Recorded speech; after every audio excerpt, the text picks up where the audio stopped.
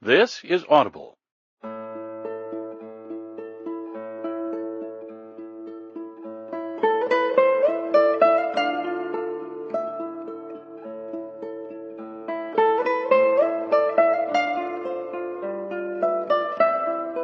Simon & Schuster Audio presents Beautiful Bombshell by Christina Lauren. Read by Jonathan Cole and Sebastian York.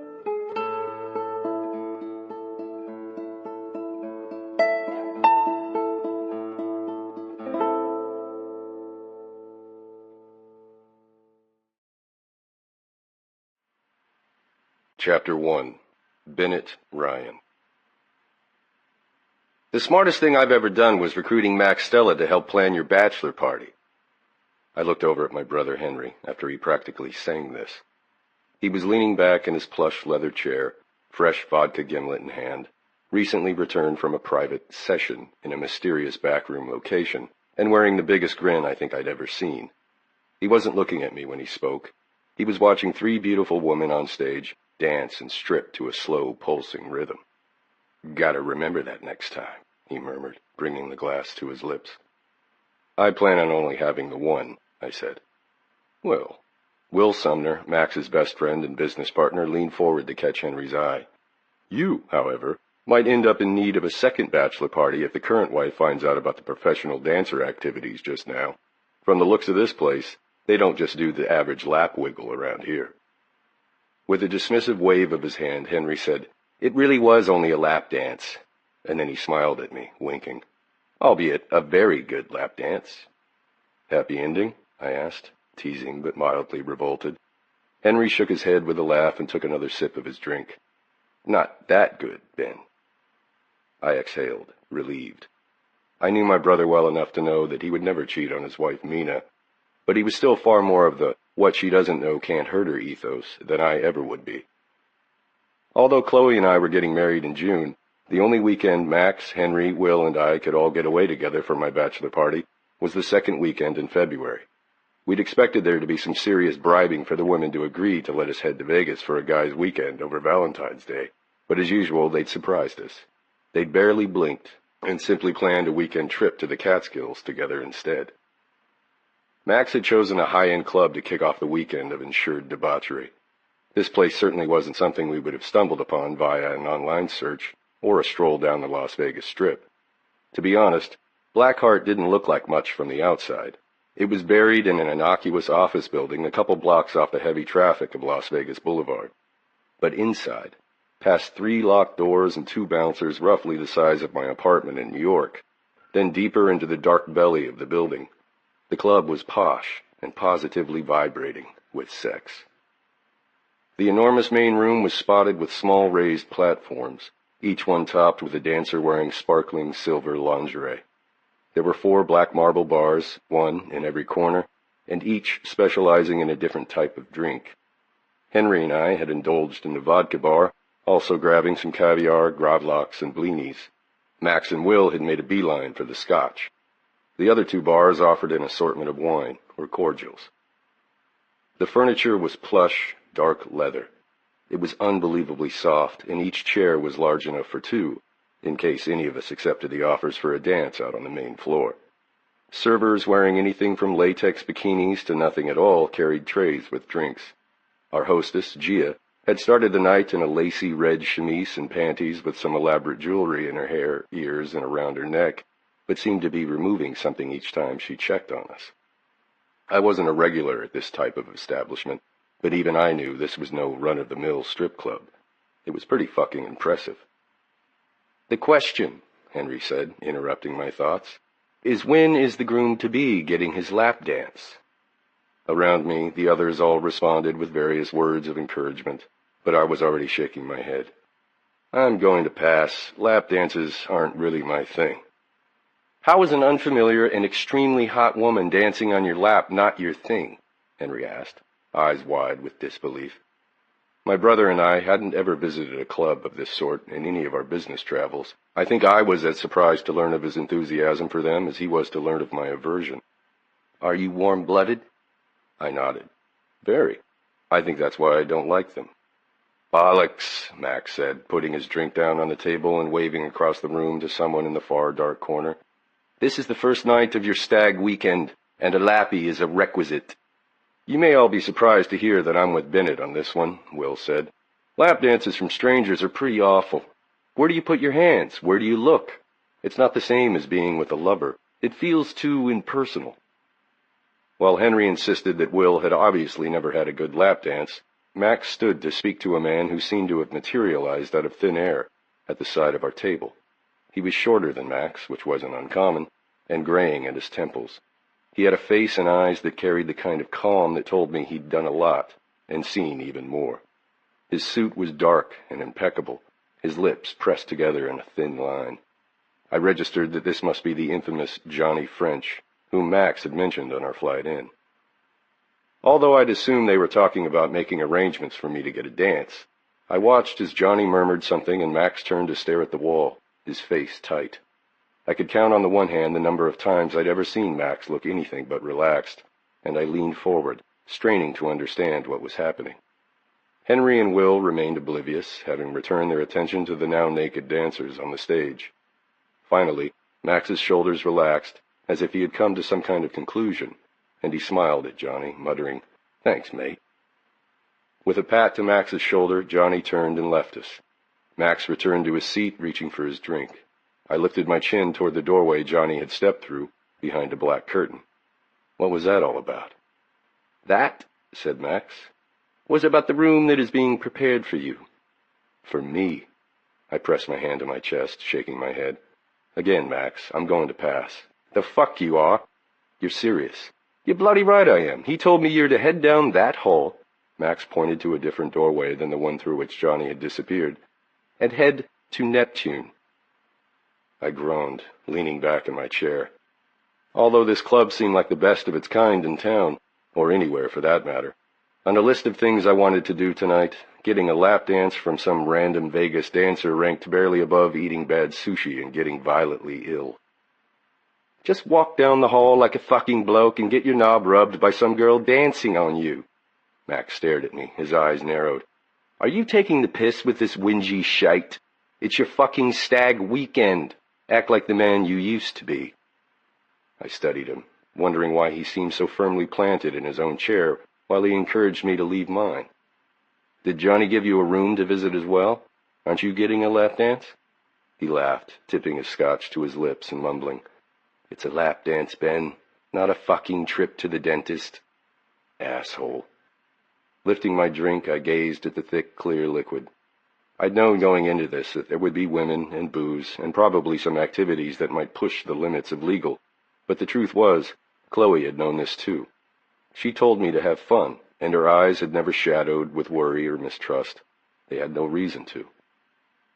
I brought the drink to my lips, downed it, and muttered, "Fuck it," before standing and heading to the hallway. My companions for the evening were, surprisingly, classy enough to not cheer at my departure, but even still I could feel their attention on my back as I made my way to the hallway to the left of the main stage. Just beyond the doorway, the carpet changed from black to a deep royal blue, and the space felt even darker than it had out in the main room. The walls were the same velvety black, and there was just enough illumination from tiny crystal lights on the wall to light a path ahead of me. Along one side of the long hallway were doors with the names of planets on them: Mercury, Venus, Earth. Down at the end, at the door labeled Neptune, I hesitated. Would there be a woman already inside? Would there be a chair for me, or worse, a bed? The door was ornate and heavy, like something out of a castle or, some sort of creepy gothic basement sex dungeon. Fucking Max. I shivered and turned the knob, exhaling in relief when I saw that there was no iron cross or handcuffs, and no woman inside yet, only a long chaise with a small silver box in its center.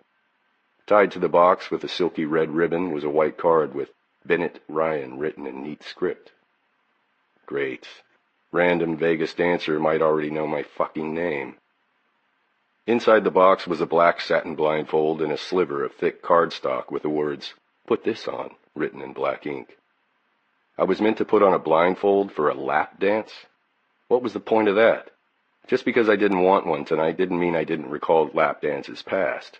Unless the format had changed in the past few years, getting one meant looking, not touching. What the fuck was I supposed to do if I was blindfolded when she came in? I sure as shit wasn't going to touch her. I laid the slip of fabric on the chaise, ignoring it as I stared at the wall. Minutes ticked by, and with each one I grew more convinced there was no fucking way I was blindfolding myself in this room. I could almost hear the sound of my own irritation building. It sounded like a roar, a wave, a flame crackling. Closing my eyes, I took 3 deep breaths and then looked more carefully at my surroundings. The walls were a soft gray, the chaise a dusky blue. The room looked more like a dressing room at a high-end store than a room where men got what I assumed amounted to a lot more than just a dance. I ran my hand over the supple leather of the chaise, and only then did I notice the second note that had been buried beneath the blindfold inside the box. Written in the same script, on the heavy paper, it said, "Put on the fucking blindfold, Ben. Don't be a pussy." Fucking Max. Would I really have to sit here, captive, until I put on the blindfold and got this over with? With a groan, I lifted the black fabric, slipping it over my head and hesitating just a heartbeat before pulling it across my eyes. I was already plotting how I would get back at Max. He'd known me longer than almost anyone in my life other than my family, and was aware of how much I valued fidelity and control. Asking me to come back to this room and cover my eyes without knowing what was coming? What a fucking dick. I leaned back against the wall and waited in annoyed isolation, my ears picking up sounds I hadn't noticed before. The dull pulse of the music in the other rooms, the sound of doors opening and closing with quiet, heavy clicks. And then I heard the sound of the handle to my room turning, the door opening with the gentle slide of wood across carpeting. My heart began to thunder. As soon as I got a whiff of the unfamiliar perfume, I felt my back go rigid with discomfort. Other than the scent of the stranger, I knew nothing about who was in here, and I hated not being able to see what was coming at me. She did something against the wall. I heard rustling, a small click, and then quiet, rhythmic music filled the room. Warm, soft hands took hold of my wrists and gently but expertly positioned my hands so that they rested idly at my sides. No touching, no fucking problem. I sat motionless as she slid over me, her breath smelling like cinnamon, her hips grinding on my lap, hands pressed to my chest. So this is how it was going to go. I would remain blindfolded, she would dance over me, and then I would leave? I felt myself begin to relax incrementally. The woman moved above me, her hips shifting against my thighs, her hands moving gently over my chest. I could feel enough of her body that the blindfold didn't seem completely absurd, but if I'd been the kind of man to enjoy this sort of thing, being robbed of my sight would have been a hindrance. But maybe Max knew this would be the only way this experience wouldn't be unbearable to me. The thought made me want to kick his ass just slightly less. The dancer rolled over me, hips rocking rhythmically with the music, undulating in small, suggestive circles. She leaned away, gripping my shoulders to anchor herself, and I felt the press of her ass on my thighs, the suggestion of her sex so close to my dick that I tried as carefully as I could to inch away, to push my body deeper into the chaise. And then she sat upright again, and I could feel the shape of her breasts as she brushed against my chest. Her breath was warm and soft on my neck, and although it wasn't unpleasant per se, it quickly grew awkward. My initial fear that I would have to make eye contact, or smile, or appear to be here voluntarily, dissolved, and instead I registered that this dance was for neither of us. Certainly she wasn't getting anything but money out of it, and because of my blindfold, I didn't even need to fake my enjoyment. I found myself straining to calculate how much was left of the song. It wasn't one I knew, but the formula was clear, and I exhaled the rest of my tension as the song started its predictable ramp-up to the end. Over me, the poor woman seemed to slow, her hands coming to rest on my shoulders. When the song ended, the only sound remaining in the room was the stripper's quickened breathing. Is she going to leave? Should I say something? With dread weighing down on my stomach, I understood very clearly that maybe this was when the show really started. To my absolute horror, the stripper leaned forward and grazed her teeth across my jaw. Then I froze, a cloudy awareness starting to overtake my impatience. "Hello, Mr. Ryan." Her breath was hot in my ear, and I startled at the sound, my entire body going stiff. What in the actual fuck? My hands curled into fists at my sides. I really, really want to kiss that sexy, angry mouth of yours. I opened my mouth to speak, but nothing came out. Chloe fucking Mills. I just danced my ass off, and you aren't even a little hard right now? She leaned in, licking up my neck as she lowered her lips and wiggled over my cock. There we go. She giggled into my neck. Now you are. My mind exploded with reactions, relief and anger, shock and embarrassment. Here Chloe was, in Vegas, not skiing in the fucking Catskills, and she'd come in here to find me blindfolded and waiting for a dancer to do exactly what she'd done, dance on my thighs, grind herself into my cock. But for once I'd managed to do with Chloe what I'd been able to do in every one of my business relationships. Hide the reaction you have until you've transformed it into the reaction you want. I counted down from 10 before asking, was this some sort of test? She leaned close, kissed my earlobe. No. I wasn't going to explain why I was in this room. I'd done nothing wrong. Still, I felt a strange war inside me, growing arousal that she'd done this for me, and anger that she'd set me up. You're in trouble, Mills. She pressed a fingertip to my lips, and then trapped it between our mouths with a brief kiss. I'm just happy to be right. Max owes me $50. I told him you would hate getting a lap dance from a stranger. Your hard limit is infidelity. I swallowed, nodding. I used all of my moves, but nothing, not even a twitch down there. I'm really hoping you had no idea it was me, or else, I'll be honest, I'm a little insulted. Shaking my head, I murmured, no, the perfume is off. You hate cinnamon gum, and I can't see you or feel you. You can now, she said, lifting my hands to rest on her bare thighs. I ran my palms up to her hips and felt the sharp press of small stones on her underwear. What the fuck is she wearing? I was dying to take off the blindfold, but as she hadn't done it yet, I suspected this was another thing I was meant to wait for. I ran my hands over her thighs, down to her calves, and suddenly wanted nothing more than to get laid in this room in the middle of a questionably legal Vegas club. My relief that it was Chloe in here with me, and not some stranger sitting on my lap, overwhelmed me, and a burst of adrenaline shot into my bloodstream. You should feel free to fuck me in this room, Miss Mills. She leaned forward, sucked on my jaw. Maybe. Want a second chance to enjoy a dance first?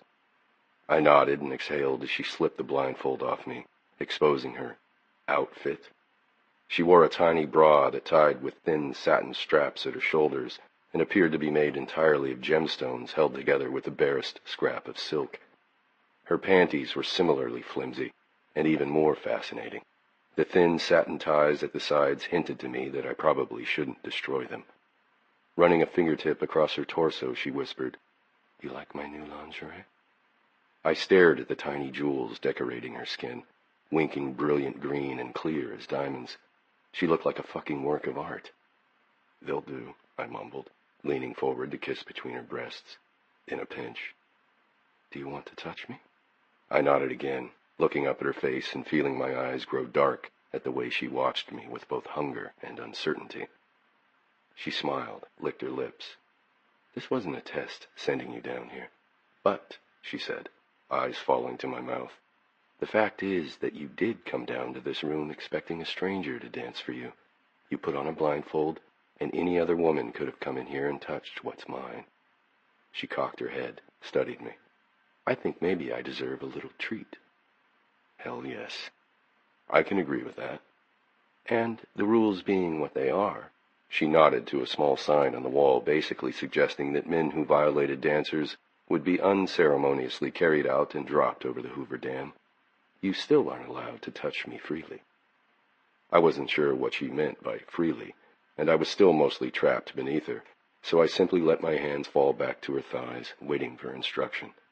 My body was tightly coiled and ready for whatever she wanted to do. She stood, walked over to the wall unit, and started the song over again. I really was a lucky fucking bastard. I had the hottest girlfriend in the entire world. Licking my lips, I stared at her firm, perfect ass until she turned back around and, with the trademark confident sway of her hips, returned to where I sat. Chloe climbed over me, straddling my thighs.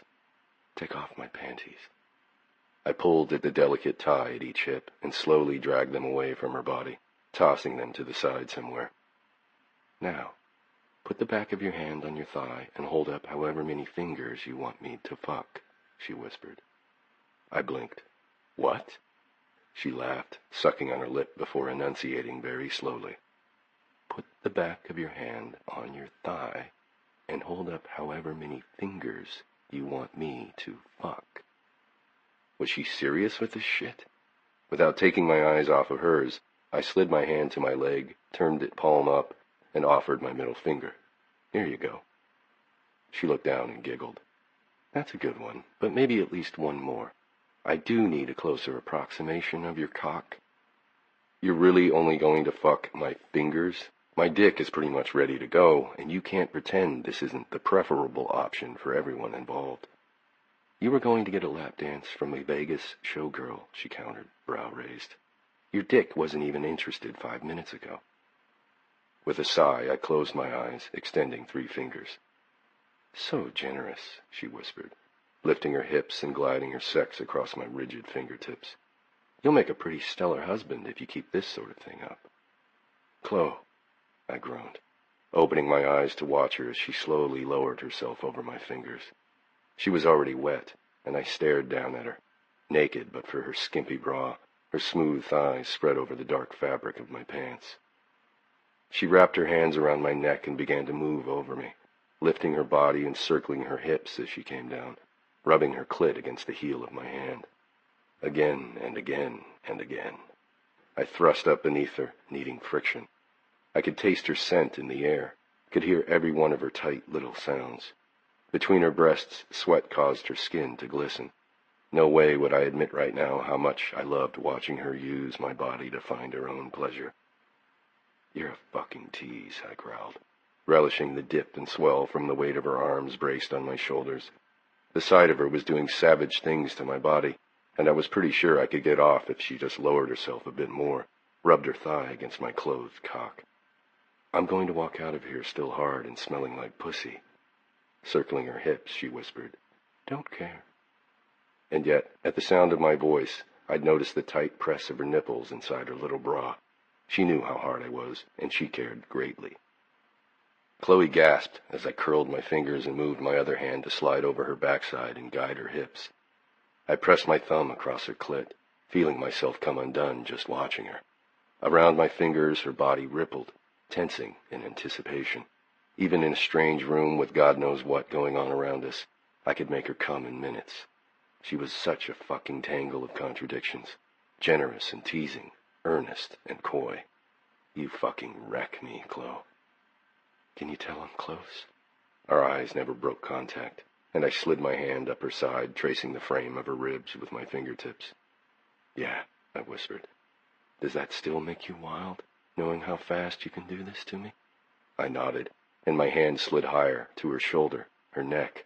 My fingers flexed against her jugular, itching to feel the race of her pulse when she came. I love knowing no one else could make you this wet. Her brown sugar eyes darkened, grew heavy with desire. I need you to want me every second, she whispered, breathless. You're the only one I'd ever let own me like this. The word own triggered a spark in my chest, a wildness I couldn't hold back anymore. Her lips were so close to mine, and the taste of cinnamon on her breath, the foreign perfume, the reality of how far she'd gone to fool me poured fuel on the flame, and I lurched forward, disintegrating. My kiss was sharp and punishing, starving for the feel and taste of her. She pulled back only far enough to gasp, Do you want to hear me? I want the entire club to hear you.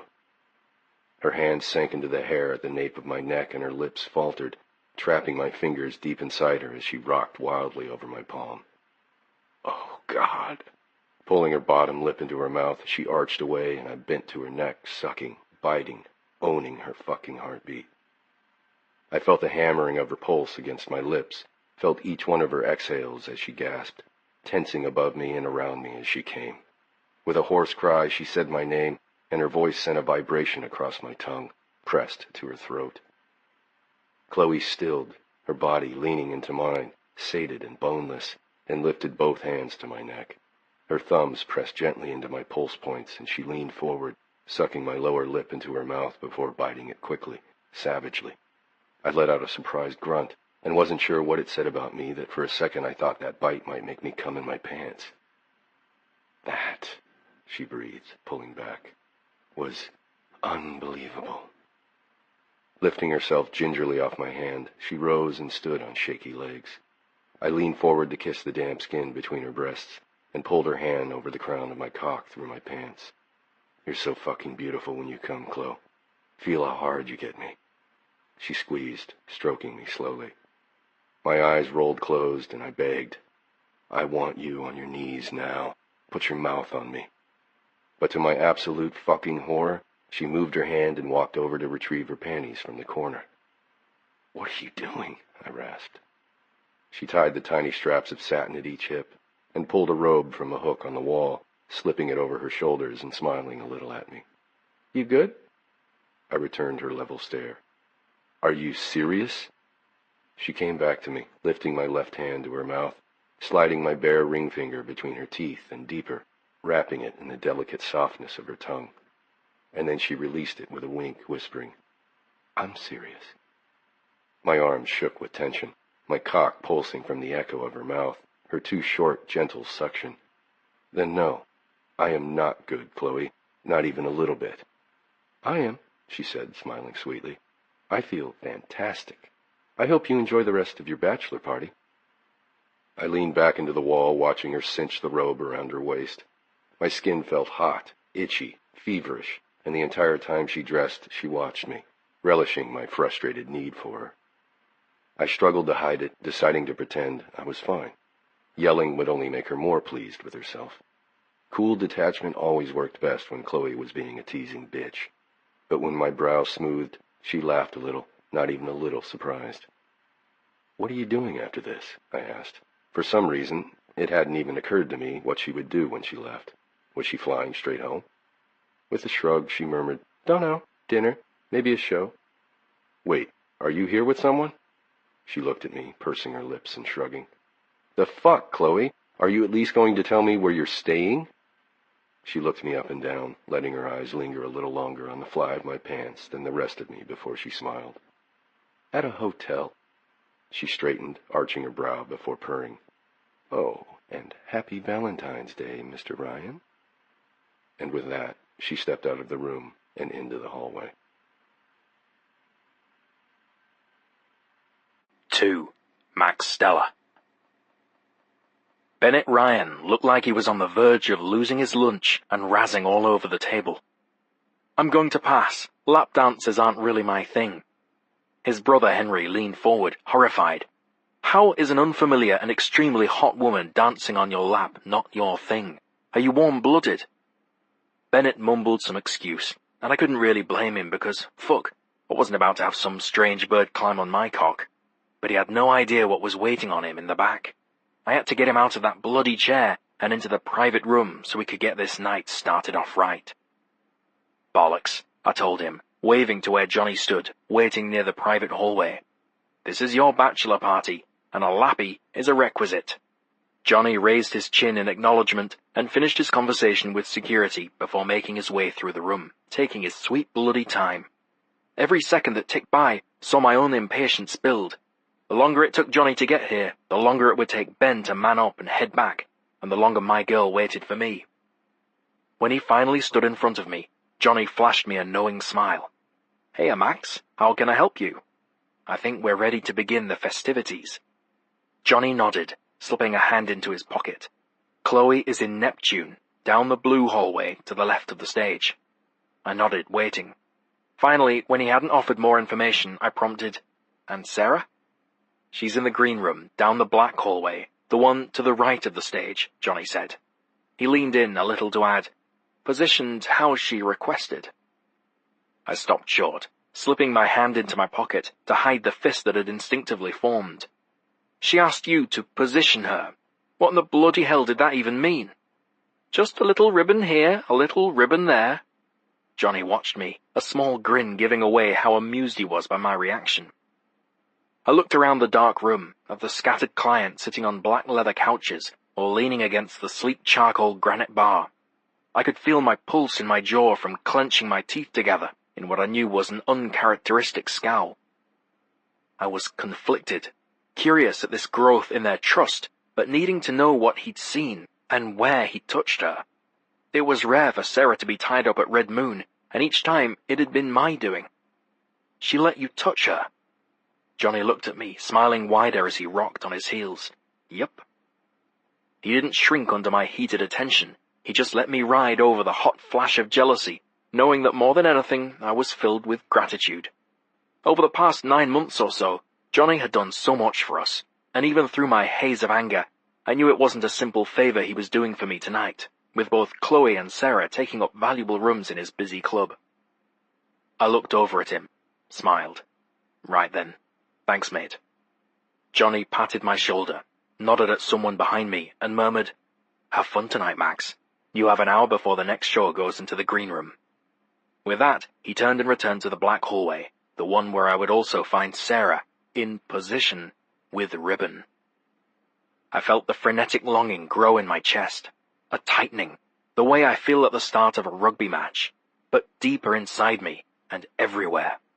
It spread from my thorax out to the end of every limb, pulsing hotly in each fingertip. I needed to get to her, give her what she'd begged to come to Vegas to do. When I told Sarah that the only weekend we could do Bennett's bachelor party was Valentine's weekend, her first reaction was to laugh and remind me that she hated Valentine's Day. Her ex had always fucked it up, she said, and I was secretly pleased she didn't want to make a thing of it anyway. We celebrated our relationship almost every fucking night in my bed, and most definitely every Wednesday night in our room at Red Moon. Valentine's Day was an insignificant blurb on the calendar compared to all that. But Sarah's second lingering reaction was to step closer, run her hands up my chest, and ask if she could come too. I promise I won't crash the rest of the party, she whispered, eyes wide and mysteriously combining uncertainty and lust. The bachelor weekend can go on as planned. I just want to play at Black Heart one time. Before I could even find the single word to answer her, I'd bent to kiss her, and that kiss had transformed into her hands in my hair and my mouth on her tits, and that had moved on to hard and fast sex on my kitchen counter. Afterward, I'd collapsed onto her, panting against the damp skin of her neck. Fuck yes, you can come to Vegas. Rearranging my features into something calmer, I sat back down and felt Bennett's attention on my face as I picked up my drink. What was all that about? He asked, watching Johnny disappear behind the black rope. That, I answered, was about the room that is being prepared for you. For me? Bennett pressed a hand to his chest, already resisting. Again, Max, I'm gonna pass. I groaned, giving him a skeptical glance. The fuck you are? You're serious? We argued a bit longer, until I could see him give in. His face grew determined, and he hesitated, contemplating his vodka, and then downed it. Fuck it. He put his glass down, shot up from his chair, and marched, determined, down the hall. It was all I could do not to similarly bolt from my seat. Sarah's name echoed in my every heartbeat. I loved her so wildly, it was a wonder this wasn't also my stag weekend. The number of times I'd almost proposed to her was bordering on absurd. And somehow I knew she could see it in my face. That moment when I started to beg her to leave for the weekend with me, marry me, move in with me, and then thought better of it. Without fail, she asked what I had meant to say, and I told her she looked beautiful instead of releasing the words, I'm not going to feel sorted until we're married. I often had to remind myself it had been a mere 6 months, almost 9 including our initial arrangement, and Sarah was skittish about all things matrimonial. She'd kept her apartment, but honestly I don't know why she'd bothered. For the first month or two after we reconciled, we'd split our time at the 2 places, but my home was larger, better furnished, and my bedroom had better lighting for the photographs I loved to take of her. Soon she was in my bed every night of the week. She would be mine forever, but fuck, I had to remind myself we didn't need to rush it. After what felt like an appropriate amount of time since Bennett left, I put my own tumbler on the table and looked up at Will and Henry. Gentlemen, I began, I'm headed down the hall to have a fabulous Vegas bird dance on my lap. Both barely looked away from the dancers on the stage, and I was fairly confident I could leave and they wouldn't think to look which hall I was headed down. The hall to the left of the stage led to private rooms named after the planets. These rooms were for lap dances mainly, much like the one Bennett was currently getting. In my opinion, the only interesting thing in those rooms tonight was the fact that he was getting his dance from Chloe. But the rooms to the right of the stage, labelled simply by colour, were for an altogether different purpose. No one could enter those, save for certain club employees and a very select group of clientele. The roped-off section was for the patrons who paid for the privilege of watching sex acts. Much like Red Moon in New York, Black Heart in Vegas catered in part to a population of the rich and passionately voyeuristic. As I'd expected, neither of my mates looked up as I stood, moved around the back of our group of plush leather chairs, and slid first to the back of the room before moving to the far side wall. Even if they weren't looking, I still didn't need to provoke their attention by making a beeline for the private hallway. I moved along the wall to the front, where a man almost my height stood, wearing a black suit and an earpiece. With a nod, he unlatched the heavy silk rope and let me pass through the thick velvet curtain. I had full access. None of my partners in crime were to be allowed back here, however, no matter how influential or smooth-talking the Ryan brothers were. I'd made Johnny promise they would not accidentally stumble upon me and Sarah. I'd been in Red Moon so many times with her now that I didn't need to see inside any of the other rooms to know what I'd find there. In the red room, a naked woman being whipped by one man, while another dripped hot candle wax over her breasts. In the white room, a man's hand up to the wrist disappearing inside a woman lying spread eagle on a table. In the pink room, I caught a glimpse of 3 women, all making love to the same man. The carpet was thick, silencing my steps. Here, unlike at Red Moon, the one-way windows looking in on each room were smaller, though there were more of them. It gave the feeling of seeing a different show through each one, a different view of the same scene, standard voyeuristic fare. I'd learned in the past few months that the performers, while fetish-driven and daring, rarely portrayed anything beyond graphic, emotionless fucking, which was fine. According to Johnny, most patrons wanted only to see the extreme sex acts, things they wouldn't find on television, or indeed their own bedroom. But there were the few, our unknown regulars at Red Moon, who came on Wednesdays specifically to watch me with Sarah. Our nights there came above almost any other obligation, whether it was work or friends or family. Red Moon let us express something we both needed. In the past months, we had fully embraced our shared exhibitionist fetish, discussing it for hours afterward in her bed or mine. There wasn't anyone watching our room yet when I approached, so I could slip in unnoticed. As I knew it would be, the door to the green room was unlocked. No patron allowed back here other than me would dare try a stray doorknob in one of Johnny's clubs. It was a small room, like all the others, empty but for 2 props, a plain metal chair and table. The empty decor meant that every ounce of my attention, and the attention of anyone watching from the hallway, would be drawn to the naked woman currently bent over the table. She was blindfolded, the curve of her perfect ass lifted in the air. Her spine was straight and relaxed. When the door clicked shut behind me, she pulled her lower lip into her mouth, and I could see a shudder pass through her body. "It's me, Petal." She didn't need me to say it.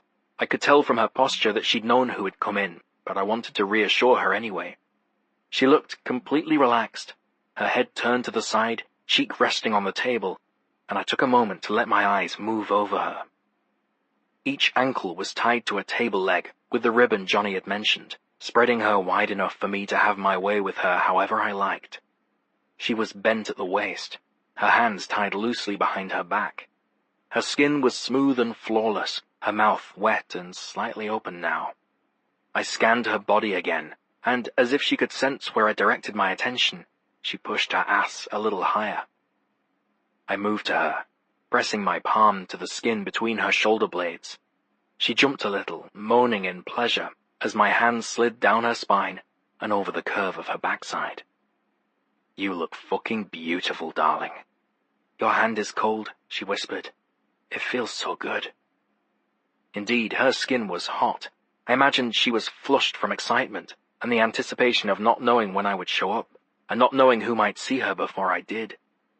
I slid a finger down her ass and lower, dipping into the source of her wetness. She was already slick. My cock grew rigid at the sight of her, the feel of her seduction on my fingers. When I slid too deep inside her, she jerked on the table, and I was relieved to notice Johnny hadn't tied her up very tightly. Sarah had finally met Johnny by daylight soon after she'd come back to me last August. Although they had been introduced briefly after our first scene at his club, Sarah wanted to sit down with him away from that whole world. She said it would make her feel more comfortable about what we were doing if she could see the man behind it all. We joined him for coffee in a tiny coffee shop in Brooklyn. Johnny, like the rest of us, had been smitten the moment Sarah had leaned into him and kissed his cheek, openly thanking him for everything he did for us. They just clicked. He understood her from the moment he saw her, in a way I think only I had before. He was crazy for her, protective of her, and, as of this evening, was the only man other than me she would ever let touch her, and even then only to prepare her for this special occasion. The trust she gave him was a testament to her faith in me as well. I took in her cream curves, the starkness of the red ribbon around her wrists and ankles, the strong, smooth line of her spine. My chest constricted with an ache so deep, when I tried to speak my voice came out a touch strangled. "How long have you been here?" She gave a little shrug. "Johnny left maybe 10 minutes ago. He said you would be here soon." I nodded, bending to kiss her shoulder. And here I am. Here you are. Was it hard to wait? She licked her lips before answering. "No." "A few people are down at the next room," I told her, kissing down her back. "I imagine they walked past this room and saw you alone in here, waiting." She shivered against me, exhaling a tight burst of air. "I bet you knew that. I bet you bloody loved it." She nodded. "You know how much I love you." Again she nodded, and a blush spread from her neck down her back. More than anything, Sarah craved the knowledge that someone was watching us make love.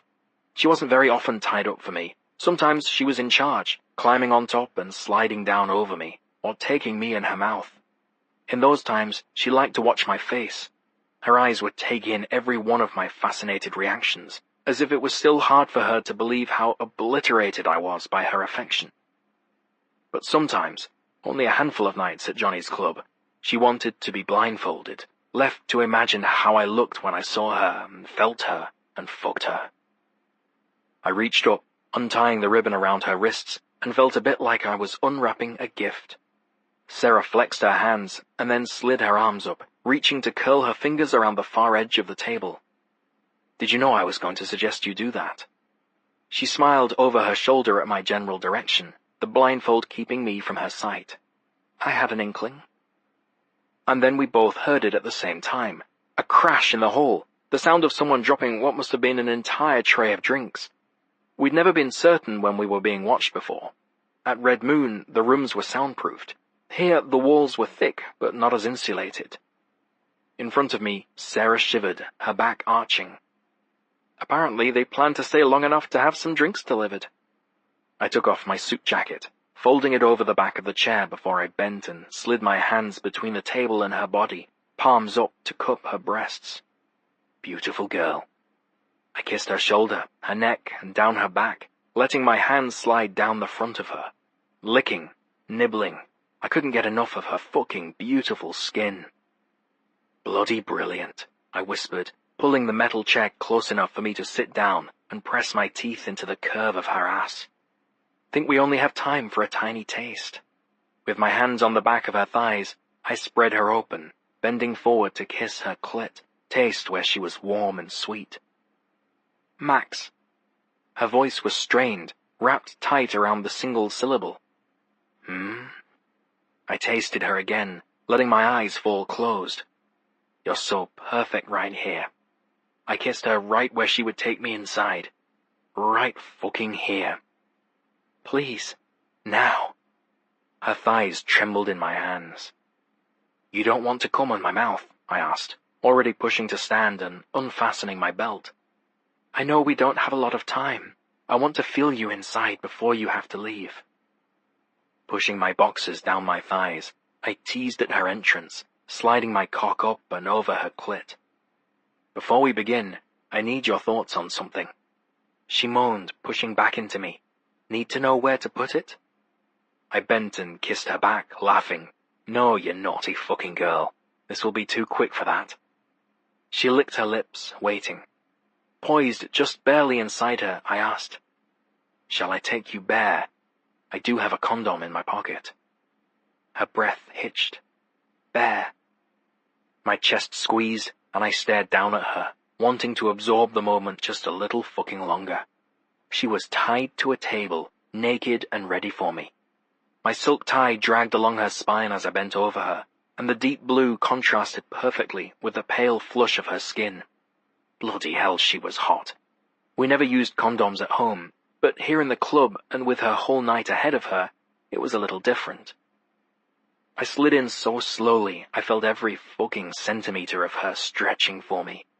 She cried out, tilting her hips up to take me deeply. In this position, with the difference in her height, I could curl along the entire length of her spine and speak right into her ear. "Are you sure?" "I'm sure. Because now I've just pushed inside you with no protection pedal. If I come inside you, the drink spillers out there will know you belong to me." She moaned, fingers curling right around the edge of the table. And you'll have my come inside you after I leave. Is that what you like?" "You'll know it's there," she whispered, rocking up to meet my movements. "That's what I like. When you're out there, sitting with the boys, or at dinner later, you'll be thinking about how I can still feel you." Too fucking right. I slid my hand around her hips and pressed my fingers all along her sex, giving her friction everywhere. I started slow, teasing, watching myself disappear and emerge, wet with her. But the reality of the night pressed in on my little private bubble, and I knew I didn't have hours to relish this. This would be quick pleasure only. I would find time to drink her in much more slowly later.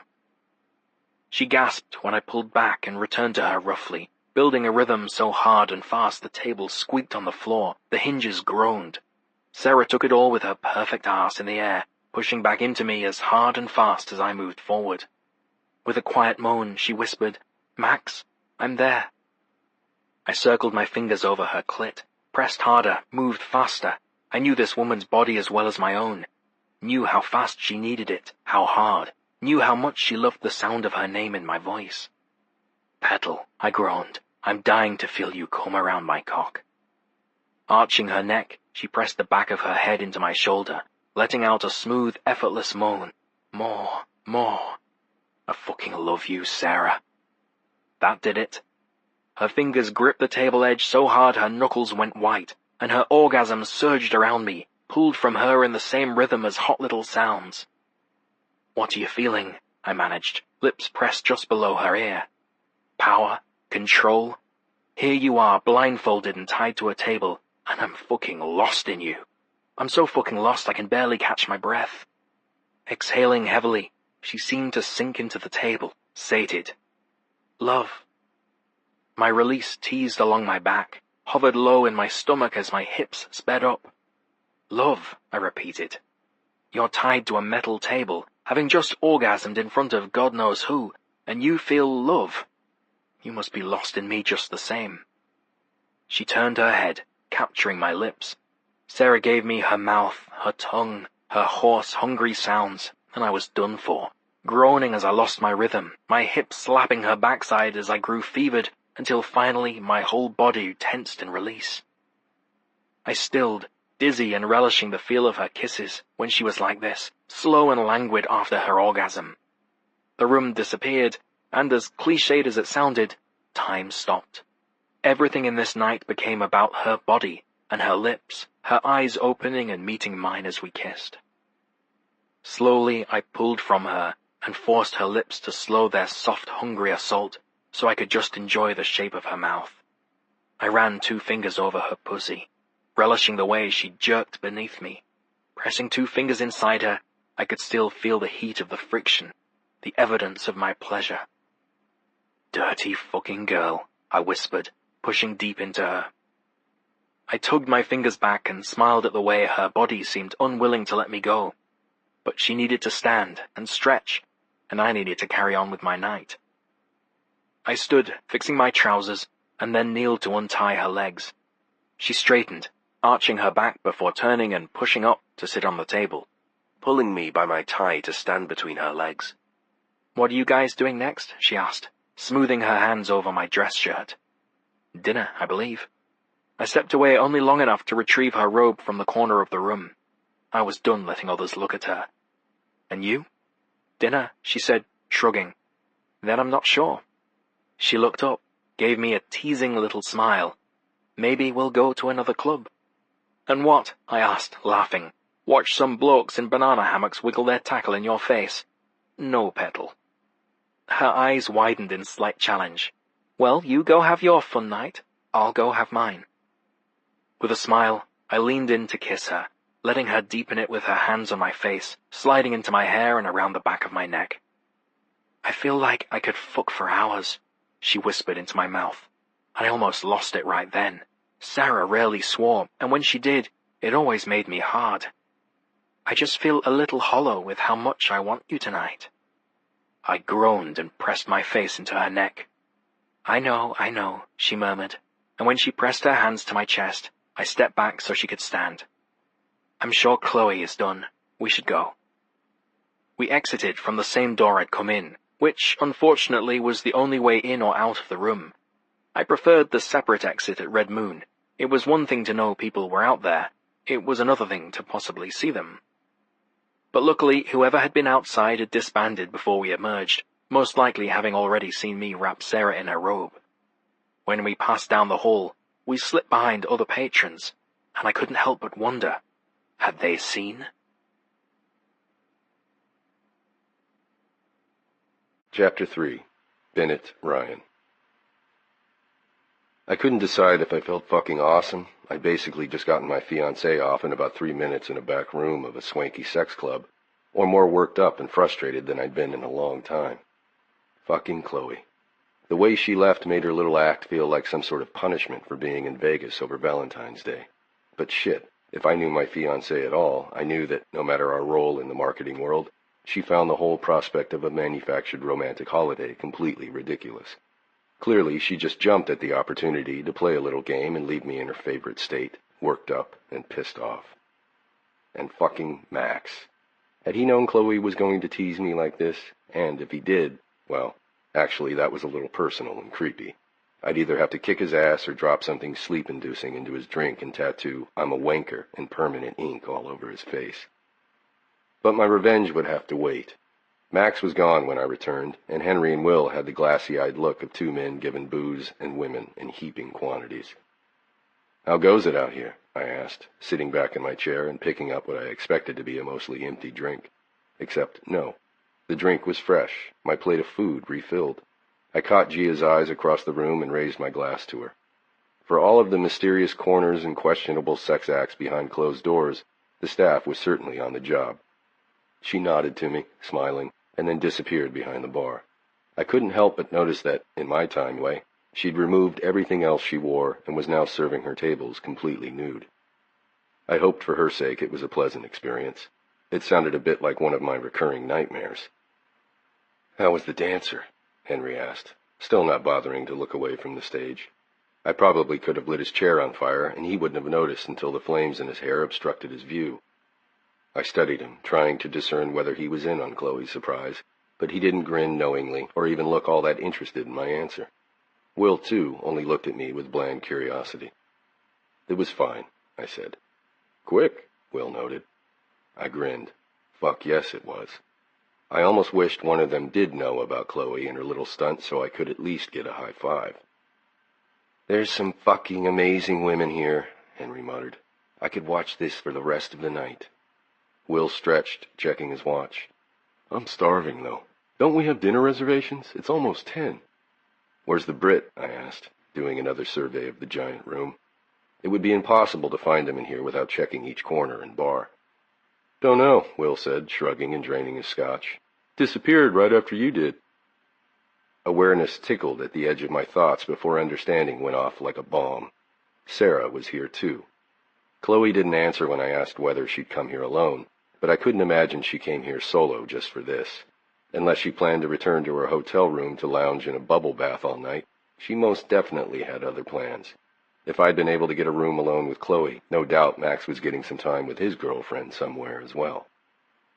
After another drink and at least a handful of songs, Max returned to the table, approaching from behind us. I hadn't even seen him coming. "Lads," he proclaimed, clapping me on the back, "how are we enjoying all of the naked tits?" We all murmured some variation of "great," and with a laugh that communicated how relaxed he was, Max lowered himself into the chair beside me. "How was the dance been?" he asked, eyes twinkling. "Not so bad after all, was it?" I shrugged and took in his drunken smile. He looked about as relaxed as I was wound up. "You just got laid, didn't you, you fucking asshole?" His eyes went wide and he leaned closer. "Didn't you?" "Fuck no," I whispered, shaking my head, and Max burst out laughing. "She took care of herself and then left." He let out a low whistle and then sighed. "Guess you'll just have to catch up with her back home and give her some payback." Was he serious? He expected me to let her go for the rest of the night, maybe even the rest of the long weekend, after doing something like that? "Where are they headed?" I asked under my breath. Max shrugged, scooping some caviar onto a blini from my plate. "Dunno, actually. Think they leave in the morning, though." "Where are they staying?" "Dunno. Sarah took care of all of it." He seemed so much less concerned with all of this than I was, but of course he was. He clearly just got fucked in some room in the back, while I only got to watch Chloe masturbate with my hand. I glanced at the far wall just as Chloe and Sarah stepped out from the black hallway, laughing together, arms linked. Max followed my attention and exhaled a deep breath. "Bloody hell, they're lovely." "Wonder where they're headed," I murmured. Max looked over at me, already shaking his head as if he'd read my mind. "We've got a full night planned, mate." "I'm sure we do." "And they're doing their own thing." "I'm sure they are." He paused, watching as Sarah caught his gaze and held it. Something passed from her eyes to his, something heavy and pleading. Behind her, Chloe looked up from where she'd been digging in her purse and saw me. Her lips parted and her hand fluttered up to her chest. In her eyes I could see genuine concern, maybe even a touch of guilt. "You okay?" she mouthed. If she felt guilty after her little act, then I was happy. I smirked. "No." But any sign of guilt vanished as she smiled wickedly, blowing me a kiss and tugging Sarah's arm. Together, Max and I watched them leave the club through the heavy steel doors we came through on entry. "Fuck," Max whispered. "We're a couple of lucky arseholes." I sighed. "Yeah." I looked up and met his eyes. I knew he had a night planned, knew our activities were packed, but really, it was Friday night and we were here until Tuesday. Would it really matter if I slipped away for only an hour? He leaned forward, grabbed my forearm, and started laughing. "Don't even fucking think about it, Bennett." After the dim, almost cave-like atmosphere of the club, stepping outside was like being hit with a floodlight. Towering hotels crowded the dark sky, and even from this distance, we could see the glow of LED and neon lights flashing from every casino on the Strip. And Christ, it was loud. The sound of traffic blasted up from the street as we stood in the curved driveway in front of the building and waited for our driver. Cars stopped at the curb across the street, were emptied or loaded up before being driven away again. People of every stripe and size shuffled by. Horns honked in the distance. A series of sirens blared from a street a few blocks over. And water everywhere. Tinkling water features that filled the valet areas, the crashing sounds of waterfalls from the bigger hotels, and a massive fountain that nearly every tourist tossed coins into as they passed, even here, away from the glitz and glamour of the large casinos. As if reading my mind, Henry walked over to a 3-tiered fountain, peeking inside before skipping a poker chip across the rippling surface. "Who would have thought there'd be so much water in the desert?" Will walked out behind us, taking off his coat even though it was cold out. "Water is a necessity of life," he said. "In order for a society to survive, they need water to maintain its population. Such a seemingly cavalier and extravagant use of an important resource would illustrate that a community is thriving. A thriving populace makes people feel optimistic. An optimistic tourist spends more money and boosts the economy." He shrugged, placing a stick of chewing gum into his mouth. "Plus, it's just fucking pretty, you know?" Henry gaped at him. "You really are a nerd." "Isn't he, though?" Max said, smiling fondly. Will lifted his chin toward Henry. "I'm not the one that just tossed a $100 chip into a fountain because it's what I've been conditioned to do. So thanks for proving my point." Henry's eyes widened and he raced back to the edge of the water. "Son of a bitch!" Will leaned back across the brick facade, hands in his pocket and suit jacket tucked in the crook of his arm. So how are we continuing this weekend of debauchery? Dinner, and then what? Skydiving? Virgin sacrifice? Matching tattoos to commemorate the loss of Ben's balls? I smirked at him. Will had become a fixture in our lives ever since Max and Sarah had reconciled. The five of us saw each other several times a week for lunches, dinners, and shows. Will was the designated bachelor of the group, and seemed to enjoy reminding us that Max and I were pussy-whipped non-men. The thing you couldn't possibly understand, Will, is there is a benefit to fucking only one woman. She learns exactly what to do. I'm more than happy to give Chloe full access to my balls. At this, Henry stepped away from the fountain and moved toward Will. Besides, $100 says you couldn't even find a virgin in this place. Will glanced down to Henry's waiting palm and laughed. We've only been out of that club for 2 minutes, and you've just thrown away a $100 poker chip and offered another $100 bet. I can't wait to see what you do in an actual casino. I win money, Henry said, pounding his chest with drunken machismo before wincing. I groaned, scrubbing my face with my hand. I can't take you anywhere. You just got a lap dance, Benny, Henry said, shoving my shoulder. How are you crabby? You should be smiling like a fool. I turned in the direction of Max's laughter. Ignore him, he told the others while motioning to me. Our Ben's just feeling a bit frustrated is all. Fucking Max. With his hands in his pockets and that dopey smile on his face, he was a portrait of nonchalance, and the exact opposite of everything I felt. I could strangle Chloe right now, a feeling I'd grown increasingly familiar with since the day we met. All this time, and she could still push my buttons like no other. To be honest, I wasn't entirely sure which of us was more fucked up, her for getting off on teasing me like this, or me for enjoying it so damn much. So, plans? Will repeated, pushing away from the building. Are we standing here all night watching Bennett throw a fit, or... Max checked his watch. Dinner, he said. Mum made us reservations for the steakhouse over at the Wynn. Supposed to be top-notch. Looking for our driver, I turned to look down the street, and a flash of green caught my eye at the opposite corner. Chloe. I'd last seen her with Sarah, all bright eyes and teasing smiles as she'd left me inside the club. Now they waited on the sidewalk, arms outstretched as they attempted to hail a cab. I blinked quickly to Max, who was busy arguing with Will and Henry about whether it was physically possible to eat a 24-ounce porterhouse in less than 15 minutes. Perfect. I spotted our car as it rounded the corner and began its way up the drive toward us, and realized I'd have to act quickly. With only the vaguest threads of a plan in place, I grimaced, hunching over and pressing a hand to my stomach. You okay over there, Ben? Will asked, eyebrows raised. Fine, I said, waving him off. My stomach's just a little... I think my ulcer's acting up. Max narrowed his eyes. You have an ulcer? Yes, I said, nodding and sucking in breath for added effect. You, he repeated, an ulcer. I straightened a little. Is there a problem? He scratched his eyebrow and looked at me skeptically. Suppose I'm just having a hard time wrapping my head around the idea that the great and powerful Bennett, the one whose blood pressure barely blinks in even the most stressful meetings and has 0 fucks to give about anyone's opinion, he motioned between all three of them, including ours, he added, has an ulcer. Our cab pulled up to the curb in front of us, just as a taxi stopped in front of Sarah and Chloe. Well, I do, I said, meeting his stare again. Our driver opened the door and waited. Everyone waited, eyes moving from Max to me and back again. Why is this the first I'm hearing of this ulcer business? Henry asked. Because you're not my doctor or my mommy, I said. They all stared at me in silence, looking various degrees of concerned or, in Max's case, doubtful. Look, why don't you all take the car while I run to the pharmacy? I saw one just down the street. Max continued to watch me over the car door. Why don't you just come with us and we'll stop on the way? Not necessary, I said, waving him off. I'll have to call it in and I don't want anyone waiting on me. You guys go on ahead. I'll pick up my prescription and meet you at the restaurant. Fine by me, Henry said, and climbed into the car. We can wait, Will offered, though half-heartedly. It was clear everyone but Max was willing to let a man get some medicine for his damn ulcer. Now, let him run along, Max said with a smirk. I'm guessing poor Ben actually has a case of the trots and is afraid he's going to shit himself. He turned back at me. We'll meet you at the restaurant. I glared.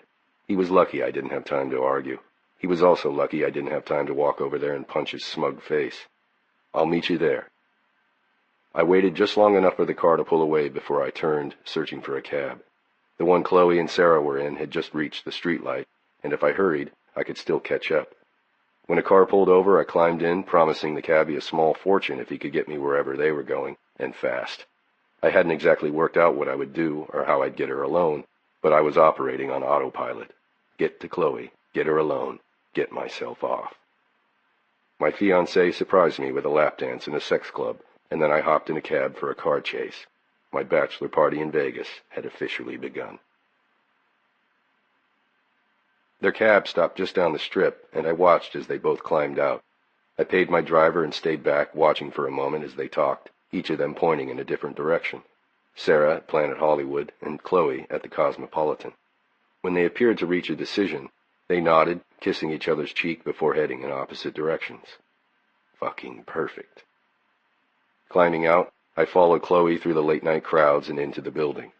The Cosmopolitan Casino was dark, and it took a moment for my eyes to adjust. Pinpoint colors, flashing lights, and the sound of electronic dings filled the air as I scanned the large room. I found her near the front of the casino, turning to climb a set of stairs. Beads of sparkling crystals hung from the ceiling several stories up and curved around the giant staircase. From where I stood, it looked like Chloe was disappearing into a giant chandelier. I followed, staying just far enough away to admire her ass as she moved, and wondering what exactly she was doing here. Was she meeting someone? Although she'd never mentioned any, maybe she had friends in Las Vegas. Or perhaps she was simply waiting here for Sarah to finish whatever she was doing across the street. My blood heated over the sheer mystery of Chloe.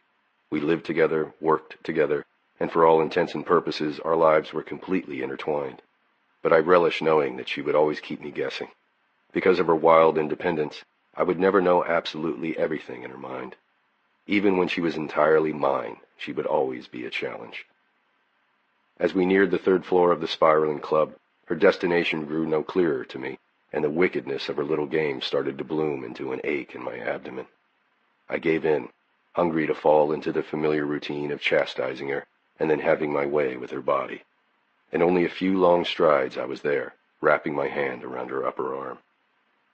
"You are in so much trouble," I growled into her hair. I felt her stiffen for a moment before going lax, the tension slipping from her body as she leaned back against my chest. "I wondered how long it would take you to find me." "You," I said as we continued climbing the spiraling staircase, "have done enough talking for tonight." We were fully inside the glimmering beaded curtains now, and they seemed to wrap all around us, twinkling in the soft light. "It's time for you to keep that pretty little mouth closed, unless I have need for it."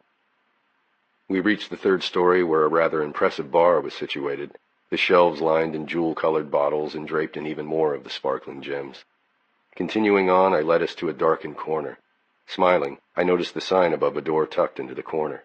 I needed to be alone with Chloe on my terms, and, quite frankly, we'd always been pretty great in restrooms. An older gentleman with dyed black hair looked up in surprise as we entered the men's room. I reached out to shake his hand and pressed a folded bill into his palm. "It's so noisy out there," I said, nodding in the direction of the casino and bar on the other side of the door. "Perhaps you'd be good enough to give us a few minutes to talk?" He looked down at the money, his eyes widening, and then smiled back up at me. "Talk?" "Yes, sir." His gaze moved to Chloe. "That okay with you, miss? I might not look like much now, but back in my day I could drop a pretty boy like this before he knew what hit him." Beside me, Chloe laughed. "Something tells me you still could," she said with a wink. "And trust me, I'm perfectly capable of dropping this pretty boy as well." "I don't doubt that." His smile widened, revealing a white, toothy grin. "You know," he said, looking down at his watch, "I just realized it's time I took my break." He reached for a hat hanging on a hook and set it on his head, winking as he moved the closed for cleaning sign outside and in front of the door. I watched her for a moment as the door shut behind him, then crossed the room to flip the lock. Chloe lifted herself up to the wide marble counter and sat looking at me, long legs crossed in front of her. The room was luxurious, more of a sitting room with adjoining stalls than a traditional bathroom. The floor was the same black and gold as the rest of the casino, with 3 wingback chairs grouped against the far wall and a blue leather bench set between them. A huge tinkling chandelier hung in the center of the room, painting the walls in specks of colored light. "Am I in trouble?" she asked, eyes hopeful. "A world of trouble." I took a step toward her. "This seems to be a recurring theme, doesn't it? Are you going to tell me what I did wrong?" She looked up at me with wide eyes and cheeks of mischievous pink. She was so fucking beautiful. "Should I have used my own hand instead?" Not funny. My heart slammed beneath my ribs, and I grew drunk from the steady thrum of adrenaline as it slipped through my veins. Her gaze never wavered as I crossed the room to spread her legs and step between her thighs. I trailed a finger down the smooth skin of her calf, wrapping a hand around her ankle. "These shoes don't look very sensible," I said, brushing a thumb over the soft leather. She continued to watch me, lips red and slick and so fucking tempting. "Maybe I'm not feeling very sensible this weekend. Is that why I'm in trouble?" "You're in trouble because you're impossible." She lifted her chin and met my eyes. "I learned from the best." I moved her foot to my hip and traced a path up her thigh and beneath her skirt. I clenched my jaw as a fresh wave of frustration swept through me over how she'd left me at the club, how proud she was for leaving me hard, and how 90% of our arguments could be boiled down to one of us trying to get a reaction out of the other. Seriously fucked up situation we had going on here. Still. Gripping her ass with both hands, I ignored her sharp inhale as I jerked her to the edge of the counter. "You," she started to protest, but I stopped her, placing a finger against her mouth. She still smelled unfamiliar, floral, not citrus, but beneath the heavy makeup and new perfume there was something softer in her eyes, something inherently Chloe. She could play dress-up all she wanted, but the woman who was mine would always be there. The realization was like drowning, and I leaned forward, replacing my finger with my lips and quickly becoming lost in her little breaths and sounds as she moved eagerly into my touch. Her kiss felt like a drug seeping into my bloodstream, and I pushed my hand into her hair and tilted her head, wanting more than the soft flicks of tongue between our parted lips. With my palm on her chest, I guided her to lie down onto the counter, moving her how I wanted and not being particularly gentle about it either. She went willingly, eyes widening in recognition of the game we were playing, mouth soft and open. She leaned back on her elbows and looked up at me, waiting to see what I'd do next.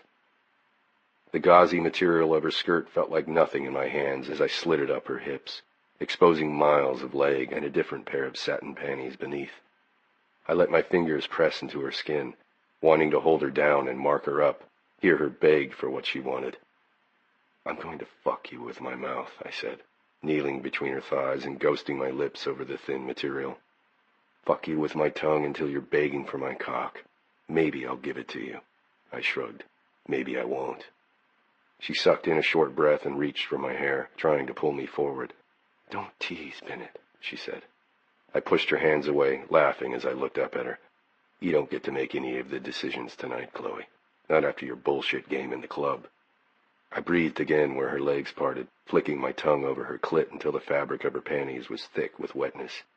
"You kissed me, let me taste your tits, came on my hand, and then left me there, hard. That wasn't very nice." What?" she said, eyes unfocused as she watched me, a flush of color moving up her neck. Leaning forward again, I pinned her hips to the counter, kissing and nipping at her through the thin satin until it was soaked. Her head fell back and she moaned, whispering my name into the silent room. "Louder," I said against her. "Let me hear you." "Take them off. Suck on me." The neediness in her voice sent a jolt of electricity through my body, and I wrapped the thin straps in my hand and viciously ripped them, wanting them down and gone and nothing between her and my mouth. She cried out, arching against me at the first touch of my tongue to her skin, her fingers digging into my hair and her voice ringing all around us. The space was awkward, but it didn't matter, and was more than made up for when I looked to the side to find her watching our reflection in the mirror, teeth biting into her bottom lip. I met her eyes as I tasted her, sliding my tongue across and inside. I added a finger, then two, and watched as they moved in her, wet with how much she wanted me. Her voice was nothing more than a breathy whisper, and my name over and over as she asked for more and opened her legs wider, the heel of her sexy shoe scraping along the countertop. I could feel the heat of her all around me, the way she started to tremble as she got closer. "Good?" I asked, making sure my voice vibrated against her. She nodded, breathless, moving her hands above her head to push into her hair. So good. Oh, fuck, Bennett, so close. God, it was torture. Wanting to watch her lose control, but wanting to feel it, too. Needing to feel her. I tried to hide my desperation as I fit my hands to her hips and all but threw her to the bench, hovering above her to lick a line from her navel to the scrap of lace she called a bra. Sitting up, I unbuttoned the top of my shirt, reached blindly for my belt, and undid my pants. I freed my cock and almost gasped as she swatted my hand away and took me in her palm. No, I said, flapping her over to her knees and stepping behind her. You had your time to play earlier. This is mine. I lifted her ass into the air, slapping it hard. She gasped, turning around to look at me. I gave her a dark smile, running my hand over her skin, soothing. Do you want me to stop? Her eyes narrowed into a glare. You are welcome to stop me any time, I murmured. I'm sure this is absolute torture for you. I brushed the tip of my cock through her wetness and down to her clit, circling, teasing. You're an asshole, she managed finally, and I brought my hand against her ass again, harder. But this time, instead of surprise, she moaned, hoarse and hungry. Then that was all there was. Chloe and the sound she made, the way she asked me to push inside, to fuck her, and when I did, and smacked her ass again, she pleaded for harder and more. But even when I took what I wanted, it wasn't enough. It never would be. I could feel the weight of it somewhere deep in my stomach, the absolute love I felt for her, the constant need to touch and feel and take, to mark her from the inside out. I twisted my fingers in the material of her shirt, pulled it lower so I could see her breasts move as I fucked her. Her hair fell across her back and I ran my hands under it, feeling the cool strands against my skin. I watched as I slid in and out of her, the way she pushed back against me, her skirt bunched up over her pink ass and around her hips. I miss this, I said, covering the mark I'd made, pressing down on it, all the time. She nodded, said my name. I could hear the frustration in her voice as she reached for something to hold on to, her other hand moving down between her legs. That's right, I said, watching her touch herself. Get there. Make yourself come. It must have been what she needed because she cried out, spine arching as she pushed back against me. I was close, could barely think, and so fucking hungry for it I could hardly breathe. My legs burned, muscles protesting as I thrust into her over and over. The legs of the bench scraped against the stone floor. The leather creaked beneath us. Bennett! Fuck, Bennett! She said, and heat pooled low in my stomach, building and building until it was pulsing through me, my vision going dark and fuzzy around the edges as I came. Every part of me seemed to give out at once as I collapsed, panting and exhausted, gripping the bench for support. Holy shit. The room was spinning and so quiet that my voice and even our breathing seemed to echo off the marble. I wondered how loud we'd been. She stood, wobbling the slightest bit as she straightened her clothes and moved to a stall to clean herself up. You know I have to walk around after this? I grinned. Of course. You did that on purpose. I rolled to my back and blinked up to the sparkling chandelier. At least I let you come, too. I knew I should straighten my clothes and find the boys, but right now all I wanted to do was sleep. She moved to stand over me, leaning down to press a soft, lingering kiss to my mouth. You need to go get some dinner or you'll be drunk by midnight. I groaned, trying to pull her down to me, but she escaped by shoving her finger between my ribs. Ow! Isn't that the point? I'm sure they're wondering where you are. I told them I had an ulcer to get them to go on without me. And they believed you? I shrugged. Who the fuck knows? Well, go convince them that you're recovered from your completely unbelievable illness, and I'm going to meet Sarah. Fine, I said, standing to pull up my pants. I watched as she leaned forward, smoothing out her hair in the mirror. Where is Sarah?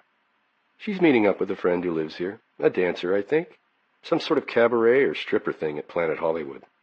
Now that sounds interesting, I said. She met my reflection with raised brows before continuing.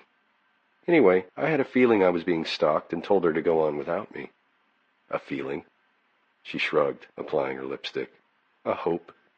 Snapping the cap back on her makeup, she closed it up in her purse, and I followed her to the door, lifting a hand to her face. I love you anyway, I said.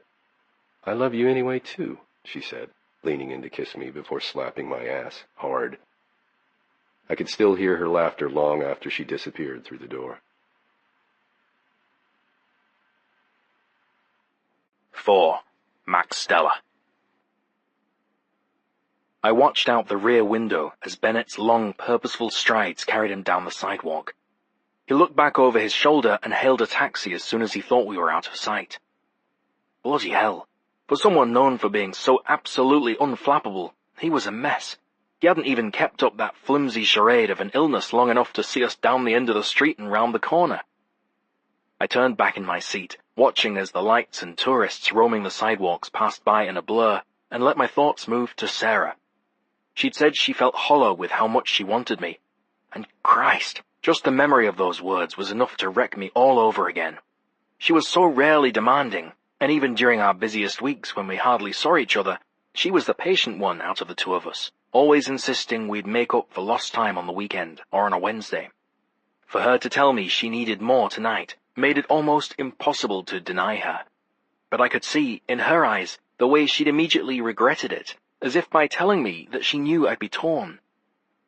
With her eerie sense of timing, my phone buzzed with a text from her. "I'm fine.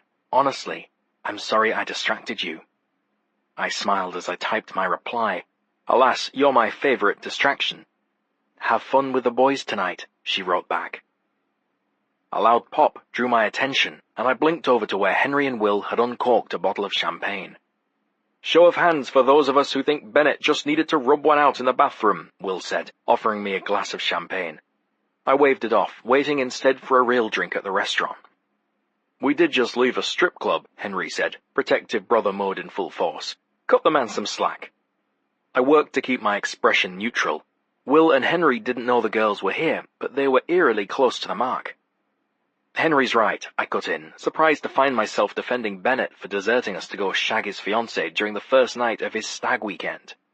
Maybe he just needed a moment. The man is notoriously ruled by his dick. "Ha!" Will barked. "I love the implication that you're any different." It didn't matter that he was right.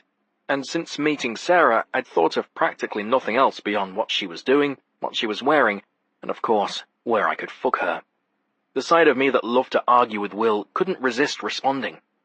"I'll admit that Sarah takes up a great deal of my thoughts," I began.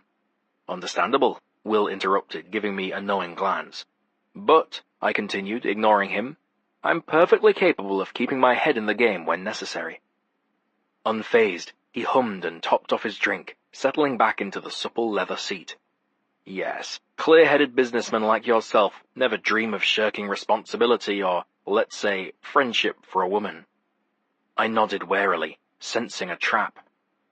"And when you missed picking me up after my flight back from China because you had an emergency," he said, using air quotes, which of course means getting sucked off by Sarah in the back of your car in the airport parking lot, that was keeping your head in the game. I felt the weight of Henry's congratulatory slap across my back. "You sly son of a bitch," he said. I winked at Henry, knowing Will was far from done. "And when you ditched me with 3 of the most boring clients on the planet for 2 hours because you were fucking Sarah in the library at James's house, that also was keeping your head in the game. Yeah, Ryan could really take a lesson and stop thinking with his cock."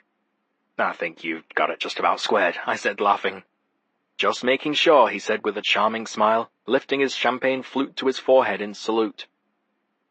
We stopped at a light just beyond the palazzo, and although I was looking forward to the meal, I wished I'd had the idea to run to that pharmacy before Bennett did. "See, if you kept a better schedule," Will continued, "you wouldn't be so desperate to shag whenever you get a free second." "Schedule?" Henry asked. I sat forward, smiling. He means his calendar of women.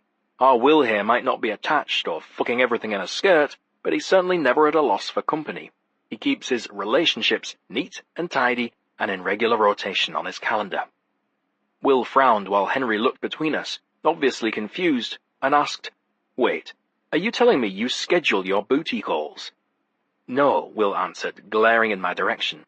"It means the women I'm involved with each know about the other. They also know I'm not interested in anything more for the time being, which works perfectly because neither are they. Everyone gets what they want." He threw his hands up and shrugged. "You won't find me running to the pharmacy or banging a girl in the middle of a work meeting because I can't find any other time in my schedule." "Right," Henry and I said in unison. The car jolted to a stop, and we each moved to a window. "Looks like we're finally here," Will said. "Jesus, what took so long?" The door opened, and we climbed out in front of the wind, taking in the scene around us. It was chaos. Rows of cars lined the curb, many of them still running and with the doors left open. Handfuls of bewildered attendants stood around in small groups, obviously at a loss for what to do. "It looks like there's a broken hydrant on the property," our driver said, motioning over his shoulder. "I can drop you off, but it'll be at least an hour before I'd be able to get back in to pick you up." The other two rounded the car to join us, and I sighed, looking down to my watch. "Shouldn't be a problem," I said. "We're having dinner, and something tells me it's not going to be quick." I was torn between wanting a night out with my best mates and wanting to make sure Sarah was sorted. I was growing more wound up, feeling restless and edgy, despite the time I'd spent with her just an hour ago. The driver nodded, and we left him at the curb, moving inside and deeper into the casino, following the signs until we'd reached the restaurant. There was a club nearby, and the persistent thump of music could be felt through the walls, through the floor, as we crossed the sleek restaurant and each took a seat at our table. The pulsing music mirrored the tension building in my limbs, the rhythmic beat of Sarah, Sarah, Sarah humming beneath my skin. I checked my mobile for the 100th time and frowned when I saw there were no further messages. Where was she? Had Bennett found Chloe, and if so, why hadn't Sarah texted yet? I thumbed through a few of the more recent photos on my phone. The two of us curled up in my bed, a photo of her spread below me, limbs heavy with satisfaction after a good hard fuck. A close-up of her naked breasts, my hand on her ass as I took her from behind late at night in my office. I realized I'd lost the thread of the conversation when Will's voice broke into my haze from studying a photo of Sarah's red lips around my cock. "Max," Will rapped his knuckles on the table. I looked up, surprised to find our waiter standing at the table, and quickly turned off my screen. "Something to drink, sir?" "Sorry," I murmured. "Macallan, neat." 12, 18, or 21 years, sir." My eyes went wide. 21. Brilliant. After jotting it down, he stepped away, and I attempted to go back to my phone, only to be interrupted by Will again. "Share with the class, put that thing away. I know what you have on there, you sick bastard. No girls, remember?" Henry nodded as he tossed a piece of bread at me from across the table. "Dudes only," he agreed. Will leaned forward, reminding me, "The promise of not being a third wheel with you was the only reason I let you talk me into this in the first place." I sighed and took my phone away, knowing he was right. When I looked up, my eyes widened, catching the path of Bennett as he walked through the restaurant to join us. "Well, well, look who it is," I said. Henry pulled out the chair for his brother. "Feeling better?" Bennett unbuttoned his suit jacket and took a seat. "Much," he said, grinning. Bennett Ryan was fucking grinning.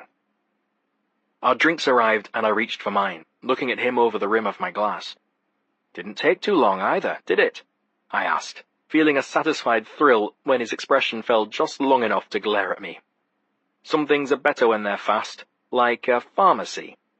"Nothing like efficiency to make a man happy," he agreed with a self-satisfied grin. "And you're a king among men," I said, laughing and holding my glass up for him to toast with his water. "Get yourself a cocktail in celebration of efficient pharmacies everywhere." "Why do I feel like I'm only getting half this conversation?" Will asked, looking dumbly between us. His eyes narrowed. "Is something going on we don't know about?" I barked out a laugh. "Don't know what you're on about, mate. Just taking the piss." Henry began studying the menu, but Will seemed less convinced, looking away only when Henry called his attention to a cart of flaming meat being rolled by our table. Satisfied they were sufficiently distracted, I leaned toward Bennett. "Where's Sarah?" "Wouldn't you love to know?" I narrowed my eyes at him, scowling. "Arsehole." "Hey, you started this," Bennett said, reaching for my drink. I smacked his hand away. "Me? What are you on about?" "You know. Chloe? Here? As grateful as I am, don't try and pretend it wasn't you who suggested the whole lap dance thing." "For you." "For me," he said, smirking. "Right. So I'd be distracted and you could be with Sarah in that club." Maybe he had a point. "You can't tell me if Sarah teased you for 45 minutes in a strip club, you wouldn't immediately go find her and fix things, even if you were meant to be hanging out with the guys." I laughed. "Too right. I leaned closer, voice low. The idea of being able to slip out of here and have Sarah one more time was too delicious to pass up. This dinner is going to take at least 2 hours. I could be back in 20. This time when he reached for my drink, I let him take it. She's visiting a friend, he whispered. I paused. Visiting... what? Oh, that bothers you. Leaves you feeling unresolved? I'm not so sure I should tell you, he said, studying me. It's pretty clear the start of this night has gone far better for you than for me. Maybe your focus should be on my bachelor party instead of what's in your pants. Or, I began, I could tell Henry about that time you shagged 2 girls in his bed when he was stuck working at school over the uni holidays. Well, that sobered him up. She has a friend that dances in some show at Planet Hollywood. Chloe mentioned something about Sarah going over there for sound check or something between performances. Sarah, sitting in a dark theatre all alone. That was all I needed to hear. Pushing away from the table, I stood. Will and Henry looked up at me from their menus. Where are you going? Henry asked. They have a 40-ounce ribeye. Toilet, I said, placing a hand over my stomach. I'm, not feeling well. You too? Will asked. I nodded, hesitating for only a moment before saying, back in a bit. And I was off, sprinting from the restaurant, blood pumping hot in my legs, and that untethered need to be with her buzzing steadily under my skin. The smell of asphalt hit me in the face as I raced down to the curb, looking up the distance to Planet Hollywood on my phone as I walked. This was shite. It was several blocks away, and at this point in the night the streets were packed with slow-walking tourists, looking and pointing at every possible site between here and where I would find Sarah.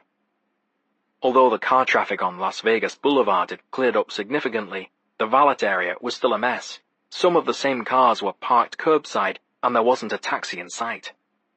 Fuck, how was I going to get there? I looked down into the car next to me, door still open, Eiffel Tower keychain hanging from the ignition. The keys were swinging, as if they were actually trying to grab my attention.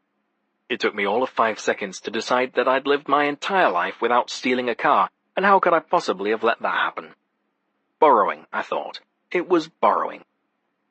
With a quick look round, I slipped in through the open door and turned the key. A dark hat sat on the leather seat next to me, and I picked it up, turning it over once before placing it on my head. Oh well, when in Rome and all that. I had no idea what in the actual hell I was doing as I raced away from the curb, but I rationed that at this point, nothing else could possibly go wrong. It turned out that driving a stolen, borrowed limousine was every bit as difficult as one might imagine. It was awkward and handled like shit, and wasn't exactly the most inconspicuous thing on the road, but traffic was almost non-existent, and soon I was arriving at the blazing neon casino. With my fingers crossed, I pulled into the underground parking garage, tossing my hat and the keys to the first valet attendant I saw. Borrowing a stranger's car during a stag party in Vegas. Another tick off the bucket list. I was met with a bang of escalators as I stepped inside, declining the opportunity to stand still and take a breather, opting instead to race up them 2 at a time. Rows of purple neon were embedded into the ceiling overhead, as well as a giant sparkling chandelier. I followed the signs to the opposite end of the casino, stopping just in front of the Peep Show Theatre. I was stopped by an older lady at the ticket counter, who stood up to stop me from entering, insisting access pre-show was limited to performers and crew only. Taking a few seconds to study her, blonde hair with solid grey roots, heavy makeup and a bright red sequin top, I decided Marilyn, as her name tag suggested I call her, had probably seen her share of loser men chasing after the showgirls here. A girl here, one of the performers, called tonight to tell me she's pregnant with my child. She told me she'd be here. Marilyn's eyes grew to roughly the size of dinner plates. I don't have your name on any list. Because it's personal, you see. She nodded, obviously wavering. I decided to close the deal. I'm just here to make sure she's okay. I had a momentary pang of guilt over the lie, but then I remembered Sarah in the dark theatre, alone. I need to know if she needs money. Once inside the darkened auditorium, I looked around. The stage lights overhead washed everything in more purple. The plush carpet, the seats, even the handful of people moving about on the stage. It was quiet and obviously in between shows, and there was just enough light for me to find Sarah on the second level and begin making my way toward her. I climbed down slowly, taking the time to observe her as she sat, unaware. She was watching someone and smiling. She still took my breath away, and here, painted in violet light, I wanted to memorize everything about her. The shine of her hair, the smoothness of her skin. I wanted a picture of her just like this. As rehearsal started, the music began to swell, the lights dimming further as I descended the final rows to take a seat next to her. I could barely see my own hand in front of my face, but as if she'd known I was there all along, or maybe hoped I would find her, she hardly reacted. A simple glance, a small smile, and the tiny gold pendant I'd given her for Christmas twisting slowly between her delicate fingertips. I placed a hand on her thigh, felt the warm, supple skin beneath my palm, and motioned silently up to the stage. A man counted down, as girls in skimpy jeweled costumes balanced on pointed toes and spun themselves around. I was dizzy just watching them. They danced, circling one another and finally stopping beneath a concentrated beam of light to kiss. I tightened my grip on her thigh, swiped my thumb beneath the hem of her skirt, and heard the slight hitch in her breath. There was no one but us in the darkness beyond the stage, and I wondered, would Sarah's love for being watched translate into watching someone else?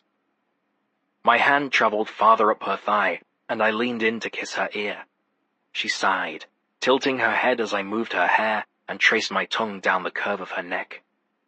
She pulled back just enough to meet my eyes, letting hers flicker quickly to the performers in wordless communication. Here, she was asking, while they dance and touch each other on stage.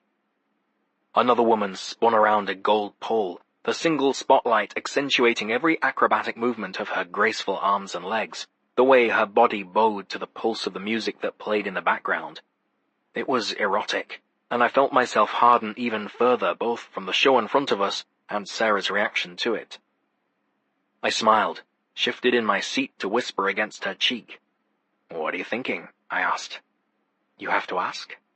"Maybe I want to hear you say it," I said. She swallowed. "Are we going to?" There was need in her voice, the edge of that hollow little ache I'd heard earlier at the Black Heart. "Maybe not everything, Petal," I said, letting my fingers trail higher, pushing the lace of her pants to the side so I could run a finger along the soft folds of her pussy. "Are you still wet from me?" She swallowed, flicked her tongue out to lick her lips. "Yes." I dipped my finger inside. "Do you feel like you were fucked earlier? Can you still feel me?" I pressed deeper and she hiccuped the tiniest breath. Her mouth went soft and round, glistening in the dim light. "Someone might see us," she murmured, head falling back against the seat and eyes fluttering closed. She struggled to find words as I added a second finger, pushing them both in at once. I smiled at how breathless she was, how immediately incoherent. "Isn't that the point? Cameras." I glanced up and shrugged.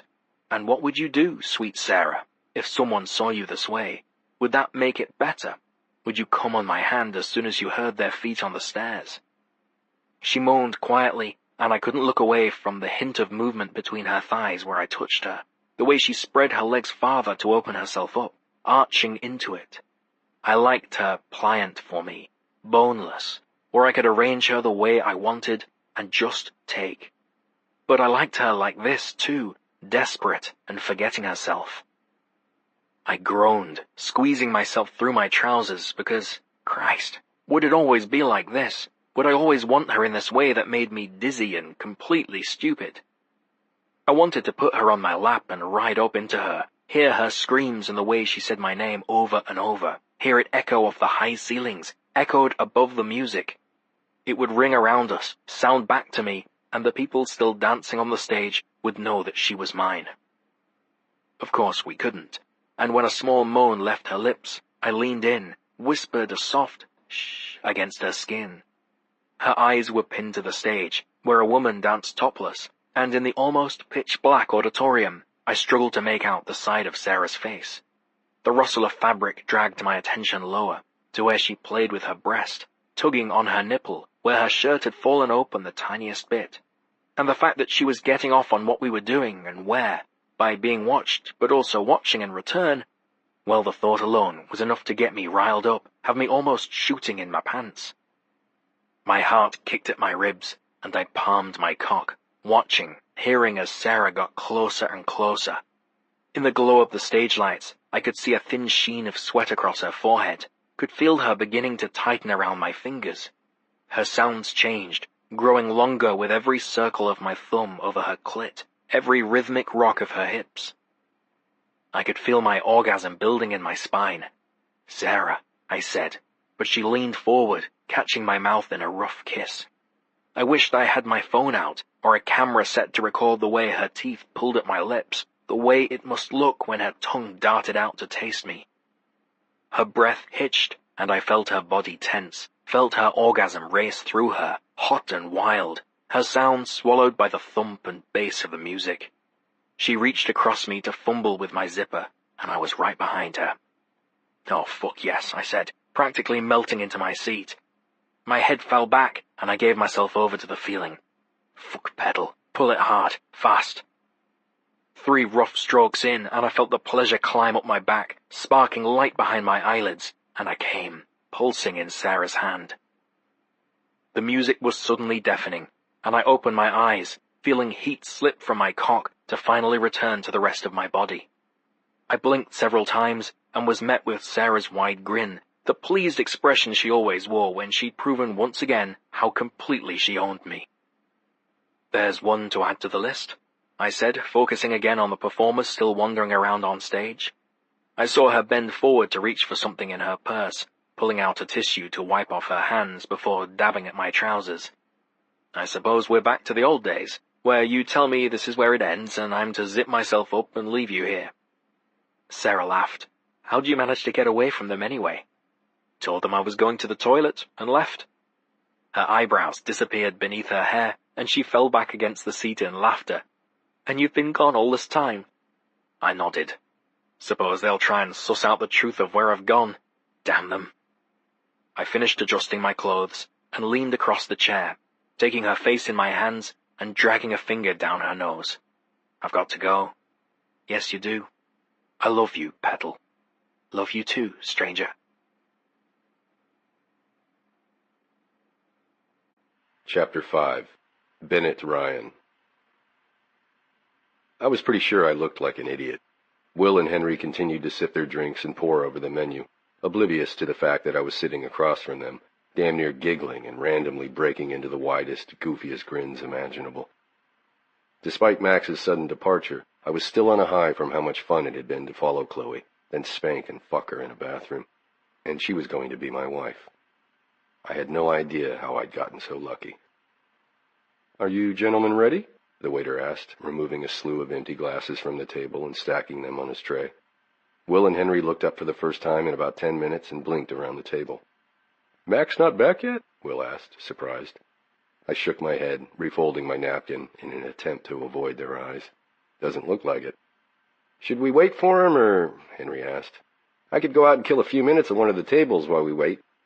I glanced down at my watch and groaned. The flimsy excuse Max had used about needing the bathroom was most definitely losing its credibility with each passing minute. And it wasn't that I particularly cared if Max got busted. It's possible that might actually improve my night. But if Max went down, then so did I. We had the rest of the weekend with these guys, and Will would make it a living hell if he found out we'd been sneaking out to bang our girlfriends on Valentine's Day. And, truth be told, Will was the only single one here, and was the most focused on hanging out with the guys. I felt a pang of guilt that, of the 3 of us who seemed to care more for women than gambling, he was the only one not getting laid this weekend. "Sure, he'll be back any minute," I said. "Must not have been feeling well." "What the hell did you 2 eat, anyway?" Henry asked. I tried to formulate an answer, and remembered the waiter only when I heard him sigh. "I'll give you gentlemen a few more minutes," he said before stepping away. Will narrowed his eyes. "Yeah, what is going on?" he said, words slurring together a little. "There's no way a person could have this much diarrhea and survive." "Thank you for that very tasteful analysis." I set my napkin on my plate and stood. "I'll just step over there and see how much longer. You 2 go ahead and order for us. I'll have the filet, bloody." I started to walk away and stopped, turning to face them again. "Oh, and get yourself a few more drinks," I added with a smile. "It's on me." The mood in the restaurant had changed as the night went on. Lights embedded in the ceiling and around the room had shifted from the soft white to warm gold, washing everything in rich color.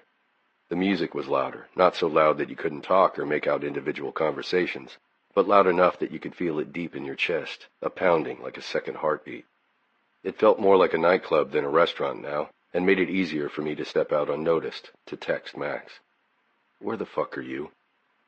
I paced the glossy wood floors just outside, debating whether I could leave and get away with it. My phone vibrated with his incoming message, less than a minute later.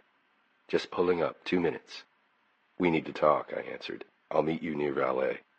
With a glance over my shoulder to make sure Will or Henry hadn't followed, I headed down to meet Max. The casino floor was bustling. The sound of laughter and cheering floated up from one of the tables, and a couple of police officers stood near the entrance, speaking to a group of valets. Max stepped through the doors and stopped just in front of me, rebuttoning his suit jacket and straightening his tie. "Always so impatient," he said, glancing twice at the police before gripping my arm. "Perhaps we could move just over here." He guided us away from the area and out of their direct line of sight. "Oh, that's comforting. You're dodging the police now? Jesus Christ, what is happening? I feel like an accomplice in some sort of crime spree," I said, running a hand through my hair. "The less you know, the better, mate. Trust me." "And the toilet, Max? Really? That's the best you could come up with?" "As if your excuse was any better, an ulcer? You've lost your touch, mate. The Ben I knew in uni would be ashamed. Love's made you soft." I sighed, glancing behind me. "You've been gone for almost an hour. What the fuck took you so long?" He gave me a wide, leering smile. He looked happy. Fuck, he looked downright giddy, as if he hadn't a care in the world. I knew that expression. I'd been wearing it less than 10 minutes ago. "Just gave the lady friend a screaming orgasm, mate." "Okay, right. I did not need to know that." "You're one to talk." He stretched his neck, cracking it. "So how are the boys?" "Replacing most of their blood with vodka and discussing the beauty of aged meats." "Shall we head up for dinner, then?" He went to push by me, but I reached for his arm, stopping him. "Look, you know what I've been doing, and I know what you've been doing. Let's cut the bullshit. Back in New York, I'm lucky to get Chloe to myself for 10 full minutes. They're only here tonight. Let's help each other out here." His expression seemed to sober, and he nodded. "Am I the only one that finds it hilarious that it's Valentine's Day, and we're the ones behaving like idiots and chasing them rather than the other way round?" "The thought may have occurred to me once or twice, yes," I said with a shake of my head. "These women made us insane. We need a plan. It will be no problem to get our comrades lost in a meat coma, but that won't last all night, and Will is getting suspicious." "Agreed," he said. "How much do you think he knows?" "I'm not sure. Henry hasn't stopped drinking or looking at the poker chips in his pocket all night, but Will, he seems to be under the impression that you and I are both suffering from some sort of horrible digestive issue." Max groaned. "I'll want to see her again, mate. I have to be honest. She's here, and well, I'd like to check in on her again." He looked up at me, and I nodded, understanding. "Will would never let me live it down if he thinks I couldn't go a single weekend without seeing her. You know him. I love the man, but he's enough of a tosser as it is. I'm not giving him this, too," he said, shaking his head. "Exactly. My brother loves giving me shit about Chloe and the fact that I slept with her while she still worked for me.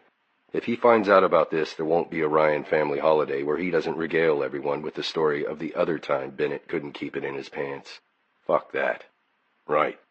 So what now? If we wanted to see them again tonight, how could that work?"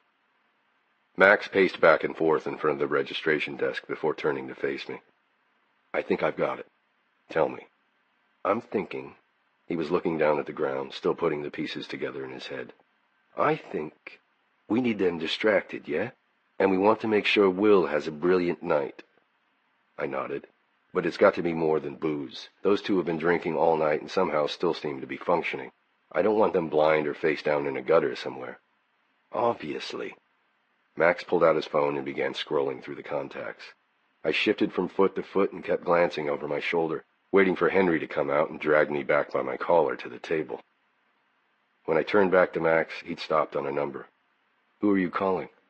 "Mr. Johnny French," he said. "How do you know him, anyway? An old friend?" Max laughed. "Not sure I'd call him a friend. Not sure he'd call anyone a friend, really. But he does owe me a few favors, as you've seen. Caters to the type of crowd that might be helpful in our situation." "I'm afraid to see where this is going." A little faith, mate. Will is a bit of a ladies' man, he said, smiling. We'll just help him. Help him? Max shrugged meaningfully. You mean get him a hooker? I practically shouted. Max shushed me and glanced around. A little louder, perhaps? And who'd have thought you'd be such a prude, Ben? I'm a little surprised, he said. I'm not going to let him sleep with her. We just want a distraction. We're getting him a distraction. But he held up a finger to silence me and put the phone on speaker between us. It rang a few times before it was answered by a man with a deep, serious voice. Johnny French. What can I do for you, Max? Again, he said. How are you this evening, Mr. French? Max asked. Still fine. I hope I didn't wake you. A gravelly laugh filled the line. Funny. I trust you found everything to your liking? Max smiled, and I raised an eyebrow. It occurred to me that I really had no idea what Max had been up to in there. I knew it involved Sarah, but now I was beginning to wonder if the details were a bit more sordid than I'd originally thought. It was brilliant, bloody brilliant, as usual, of course. You have one hell of a place there. Good, glad to hear it. Now get to the point. I'd like to call in a favor. I assumed as much, Johnny said flatly. The thing is, we found ourselves in a bit of a predicament here, and need a little help getting out of it. I'm listening. We need a distraction, a decoy. A distraction. Yes, Sarah is here, as you know, but so are our friends. I see. And you'd like to ditch them? Not exactly. We just want them entertained. One friend in particular. We'd like him safe, but maybe occupied for a few hours. So you can run off and be with your girls on Valentine's Day. Max smiled. Something like that.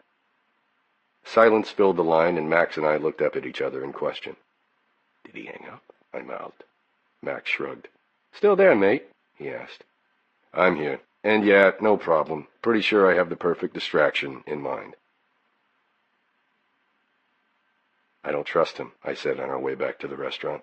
Stop worrying. Johnny is a man of his word, I assure you. He didn't exactly sound happy with you. Max waved me off. He's never going to be the guy to give me flowers and tell me I'm lovely. He sounded like we were assholes. We are assholes. He had a point. So what about Henry, I asked, stopping at the stairs just outside the restaurant. Do you think he'll be a problem? I think if I shoved $1,000 in his pocket, I wouldn't see him again until Tuesday morning. Brilliant. So we have a nice dinner, wait for Johnny to send someone over, and then find our girls. If all goes well, I won't see your ugly mug until the morning, when we can start this weekend properly. Done. We shook hands and made our way inside with a new sense of purpose. Will and Henry were just where I'd left them, and now surrounded by a mountain of bowls and platters. There were steaks and fish, salad with bacon, steaming dishes of vegetables, and what had to be some of the biggest shellfish I'd ever seen. Wow, Max said, looking over what had to be enough food to feed at least 10 people. Hungry?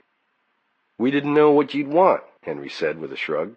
Plus Ben's picking up the bill, so... Feeling better? Will asked Max skeptically. Much, thank you, and absolutely famished. We each took a seat, and Max motioned to the waiter. I'll have another Macallan, he said. And a Belvedere gimlet for me. I pointed to Henry and Will across from me. And bring them too, whatever they're having. So what did I miss? Max asked, covering his plate in some sort of potatoes. Did you two finally stop playing hard to get and decide to run off together? There's a chapel just downstairs, I believe, in the casino. Ah, Will said. We were actually discussing who would be next. I assured Henry here that the only possible answer was you. Oh, I don't know about that, Max said. Never know what will happen with one of your scheduled booty calls. Will laughed. What about that, Stella? Think it'll happen with you and Sarah? Henry asked. Max smiled, but it was the shielded smile that he wore whenever he spoke about Sarah. I haven't had this conversation with her yet. I'm certainly not having it with you lot. But you've considered it, I found myself saying. I'd never seen Max fall for anyone like he had with Sarah. I knew the feeling. He had to have at least considered it. Of course, he answered. But we've only been together for a short while. We've got time. Another round of drinks arrived, and Max reached for his, holding it up for a toast. To Bennett and Chloe, may your fights be rare, and if they aren't, because who am I kidding, at least may they be followed by some wicked shagging. We all clinked glasses and drank deeply. The room seemed to expand and shrink. and I put my vodka down, reaching instead for my water. "Well, I can't wait to hit the tables," Henry said, rubbing his palms together. "I spoke with a few of the dealers earlier. Kind of disappointed they have standard odds and no fire, but hey, can't win them all." "Wow, you sound like you've really looked into this," I said, wondering for a moment if I should be legitimately concerned. He shrugged and cut into his steak. I made a mental promise that if he started talking about card counting or needing a spotter, I'd intervene. Who said I wasn't a good brother? We continued with dinner, Max and I sharing conspiratorial glances toward the door and back to each other. Just as Will excused himself to the restroom, Max got a text. "She's here," Max whispered. He typed something into his phone and pressed send. "Told Johnny what Will's wearing, and he'll be near the front of the restaurant. Showtime." "This is too easy," I said, looking around, the tickle of uneasiness settling into my stomach. Since meeting Chloe, nothing in my life is ever this easy. "Would you relax?" he said under his breath. "This isn't insider trading. It's finding a way for us to sneak off for a shag. Calm the fuck down." "Whoa." I looked up at the sound of Henry's voice and followed his gaze across the room. A woman had stopped Will on his way back to the table. She was beautiful, with miles of wavy red hair and makeup so skillfully applied she looked like a piece of art. She wore a short beaded dress that clung to her body, and she smiled as she gazed at Will, her hand resting on his forearm.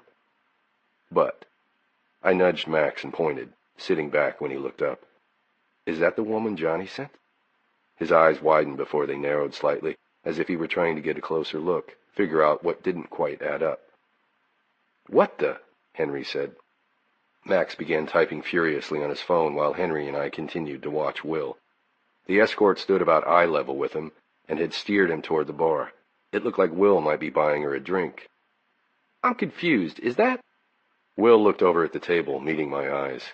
And oh shit. In a rush, I burst out laughing, understanding dawning.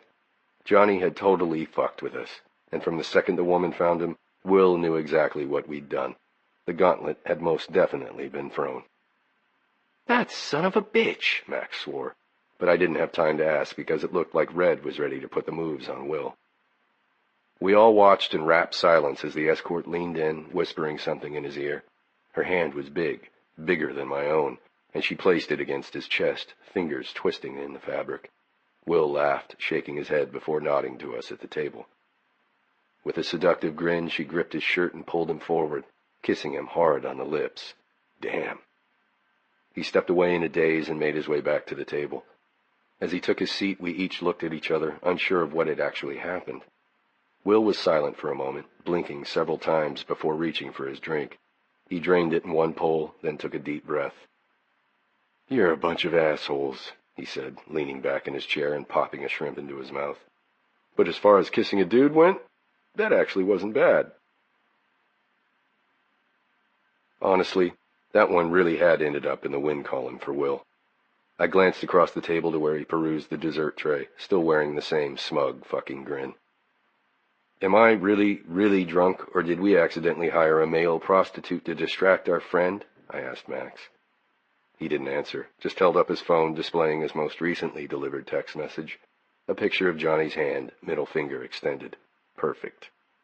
I laughed, putting my drink down with a bit more of a crash than I'd intended. I'm not going to say I told you so, but for the record, I definitely did. "Fuck you." Max slumped back in his seat, pushing his hands into his hair. "This isn't over. He's going to bide his time and then completely ruin us. Do you have any idea what I've done tonight to be with this woman? I snuck out on my best friend's stag weekend. I stole a limousine. I hired my other best friend, a drag queen, Bennett." Maybe it was the alcohol buzzing in my system, or the absolute absurdity of the situation, but I started to laugh, and then I couldn't stop. "I think Ben's finally lost it," Henry said. "Who called today?" He pulled a wrinkled slip of paper from his pocket, presumably with the bets they'd each taken earlier in the day. Damn it, it was Max. I sat back in my seat and scrubbed my face. Max was right. This definitely wasn't over. Six. Max Stella. The din of voices in the bar, glasses clinking and sounds of ringing slot machines all around us, was occasionally disrupted by the loud bursts of laughter by the world's biggest wanker, Will. Wonder what it'd be like to get head from a male prostitute, he mused. Like, okay, assuming of course it wasn't illegal, and you didn't even know it was a guy. I bet that would be some good suction. I shrugged, feeling the humor of the situation bubble up inside me, and burst out. I bet it would be bloody fantastic. Strong grip, Bennett agreed, laughing. Better tongue for the equipment if you know what I'm saying, I said. Well, fuck, now you're making me wish I'd given him a go. Will picked up his empty drink glass and raised it for the waiter to bring another. Where are we headed next? I thought we could hit Tau at the Venetian, I suggested, or head back to the Bellagio. Does anyone actually know where Henry is? Bennett asked, looking around for only a few seconds before seeming to decide he didn't care enough to get up. But then Chloe and Sarah appeared around a corner, arms linked and making a beeline for a blackjack table, only about 10 yards from the bar. Bennett straightened instinctively, drawing Will's attention. Oh, you've got to be fucking kidding me, Will groaned, following Ben's gaze. With mumbled thanks, he took his drink from the waiter. They don't even know you're here, do they? Oh my God, they do. That's why you've both been idiots all night. It's like the four of you have subconscious homing devices implanted in your genitalia. He sighed. Oh, it all makes sense now. I stood at the same time as Bennett, stretching my arms over my head before tucking my dress shirt back into the waist of my trousers. Will could give me all the shit he wanted. I was going to Sarah. If you don't mind, gentlemen, it looks like I'll be trying my hand at blackjack this evening. I made my way out of the bar and to the table where the girls were organizing their chips and being dealt in. Finding a seat next to Chloe, I met Sarah's eyes just a couple of seats down, giving her a little wink. Max, she said, simply, smiling. Petal, I acknowledged with a nod. Pulling a few chips from my pocket, I had the croupier break them into smaller denominations and add me to the hand. I'm going to win some money, Chloe informed the table. I'd love to see that, I murmured, frowning as the dealer laid down my face-up card, a 5 of hearts. As would I. Bennett slid easily into the last empty chair at the table, on the opposite side of the half-circle from Chloe and beside Sarah. Between me and Sarah was a skinny man wearing a 10-gallon hat and one of the most fantastic bits of facial hair I'd ever seen. When I busted with a score of 25, I turned to look at the man more closely. Mate, that is a bloody brilliant moustache. He tipped his hat, thanking me before busting with a 22. Chloe held, and the dealer revealed that Chloe had both the ace and jack of spades. The house had a jack on the up card, but flipped the whole card, a king. The dealer paid out Chloe's winnings before collecting the cards on the table with a sweep of her hands. Told you, Chloe sang, dancing in her seat and blowing Bennett a kiss. It's my lucky night. He responded with a tiny lift of his brow. Looking across the room to the bar, I found Will, who was sipping his drink and fucking around on his phone. He looked up and caught my eye after a moment, giving me a silent fuck you face, and I waved, indicating that I'd be back soon. The problem was, blackjack was fucking fun. Chloe was cleaning up, winning hand after hand, and although Bennett and I were systematically losing all of our money, it didn't bloody matter. The dealer was easygoing, Sarah's laugh was infectious, and Moustache had started cracking the best awful jokes between each hand. Doctor walks into a room, he said, running his fingers over his moustache and winking at Chloe. Says hi to the patient on the exam table, goes to make note of something on his chart. The dealer dealt our face-down cards, and we all looked at the table in time to see the next cards arriving face-up. He realizes he's holding a thermometer and frowns. Well, fuck, he says, some asshole's got my pen. And because her sense of humor was always easy and gutter-loving, Sarah completely lost it, falling onto the soft padded edge of the table in laughter and looking lovelier than I think she had all night. She was flushed from whatever she'd had to drink, but even more than that, she looked positively blissful. When she looked up and caught me staring, her smile straightened as if liquid heat had trickled into her veins, and she blinked down to look at my mouth. Going back to find her at the theatre had been the best decision of my night. Come to think of it, the only good one. I gave her a wink, licked my lips. You two going to fornicate or play some goddamn cards? Chloe asked, having decided to stay with a 9 showing. The table showed a 6 and busted, hitting 7 on top of a whole card of 9. Shut your gob, woman, I hissed playfully. A young guy walks into a bar, our new acquaintance started as the dealer cleared the hand. and fuck, I decided this was the best man ever to have at a blackjack table. The dealer began the process of shuffling the decks. He orders 10 shots of whiskey. The bartender says, "Damn kid," but lines them up anyway. I like Mustache because of said mustache, of course, but also the fact that he looked like he spent a lot of birthdays alone. He had a way about him that mixed ease and desperation, and yet here he was, cracking dirty jokes with perfect finesse with a bunch of half-sloshed strangers. I didn't even mind his gaze turning dopey and loaded when he turned and smiled at Sarah. Couldn't blame the bloke. I had no choice but to fall for her. Sarah was as irresistible as gravity. So here they are, 10 shots in front of this skinny beanpole kid. The kid knocks them all back one after the other, barely blinking. "Wow," says the barman, "what are you celebrating?" Sarah was already laughing, and I turned to watch her in wonder. She would never stop being a tangle of mystery, this one, anticipating dirty jokes told by an eccentric stranger in Vegas. Mustache chuckled, shaking his head. "My first blowjob," says the kid. The bartender looks surprised and says, "In that case, let me buy you another." He stopped, looking over at Sarah expectantly. And with both hands in the air as if dancing in victory, Sarah yelled, "Kid shakes his head. No thanks, man. If 10 shots won't get rid of the taste, another won't make a lick of difference." Around us, laughter roared, and I realized that we had begun to attract quite a crowd to the table. Chloe was on a roll, Mustache was aces, and at nearly 2 in the morning we were clearly the table having the most fun in the casino. Sarah and Mustache high-fived as the dealer began flipping out the cards, wearing an amused smile. The card play turned into a blur of jokes and drinks. Chloe whooping in celebration was interrupted often by sound of Sarah's loud, hysterical laugh. With a jerk of awareness, I turned, looking for Will at the bar. It had been a long while since I indicated we'd be done soon, and I'd completely lost track of time. He was gone. I pulled my phone out of my pocket, glancing up with resignation at my 2 remaining $25 chips, and texted him. "We're set. Where are you?" He texted back a few minutes later, "Meet you at the Venetian. I'm getting head from a dude." "Arsehole," I mumbled, just as Mustache started a new joke. But the sound of his voice beside me fell silent as a hand wrapped around my shoulder. "Mr. Stella." The table and the boisterous crowd went silent. I caught a look of concern on Sarah's face just as I looked up, turning to see a man wearing a dark, tailored suit and a very serious expression. "Yeah, mate?" He wore an earpiece and an expression that communicated I was meant to take him very bloody seriously. "I'm going to have to ask you and Mr. Ryan to come with me, please." "What's this about?" Bennett asked, laying his cards face down on the table. The crowd broke out into speculating whispers. "I'm not at liberty to discuss it out here on the floor. I'll ask you once again, gentlemen, to follow me. Now."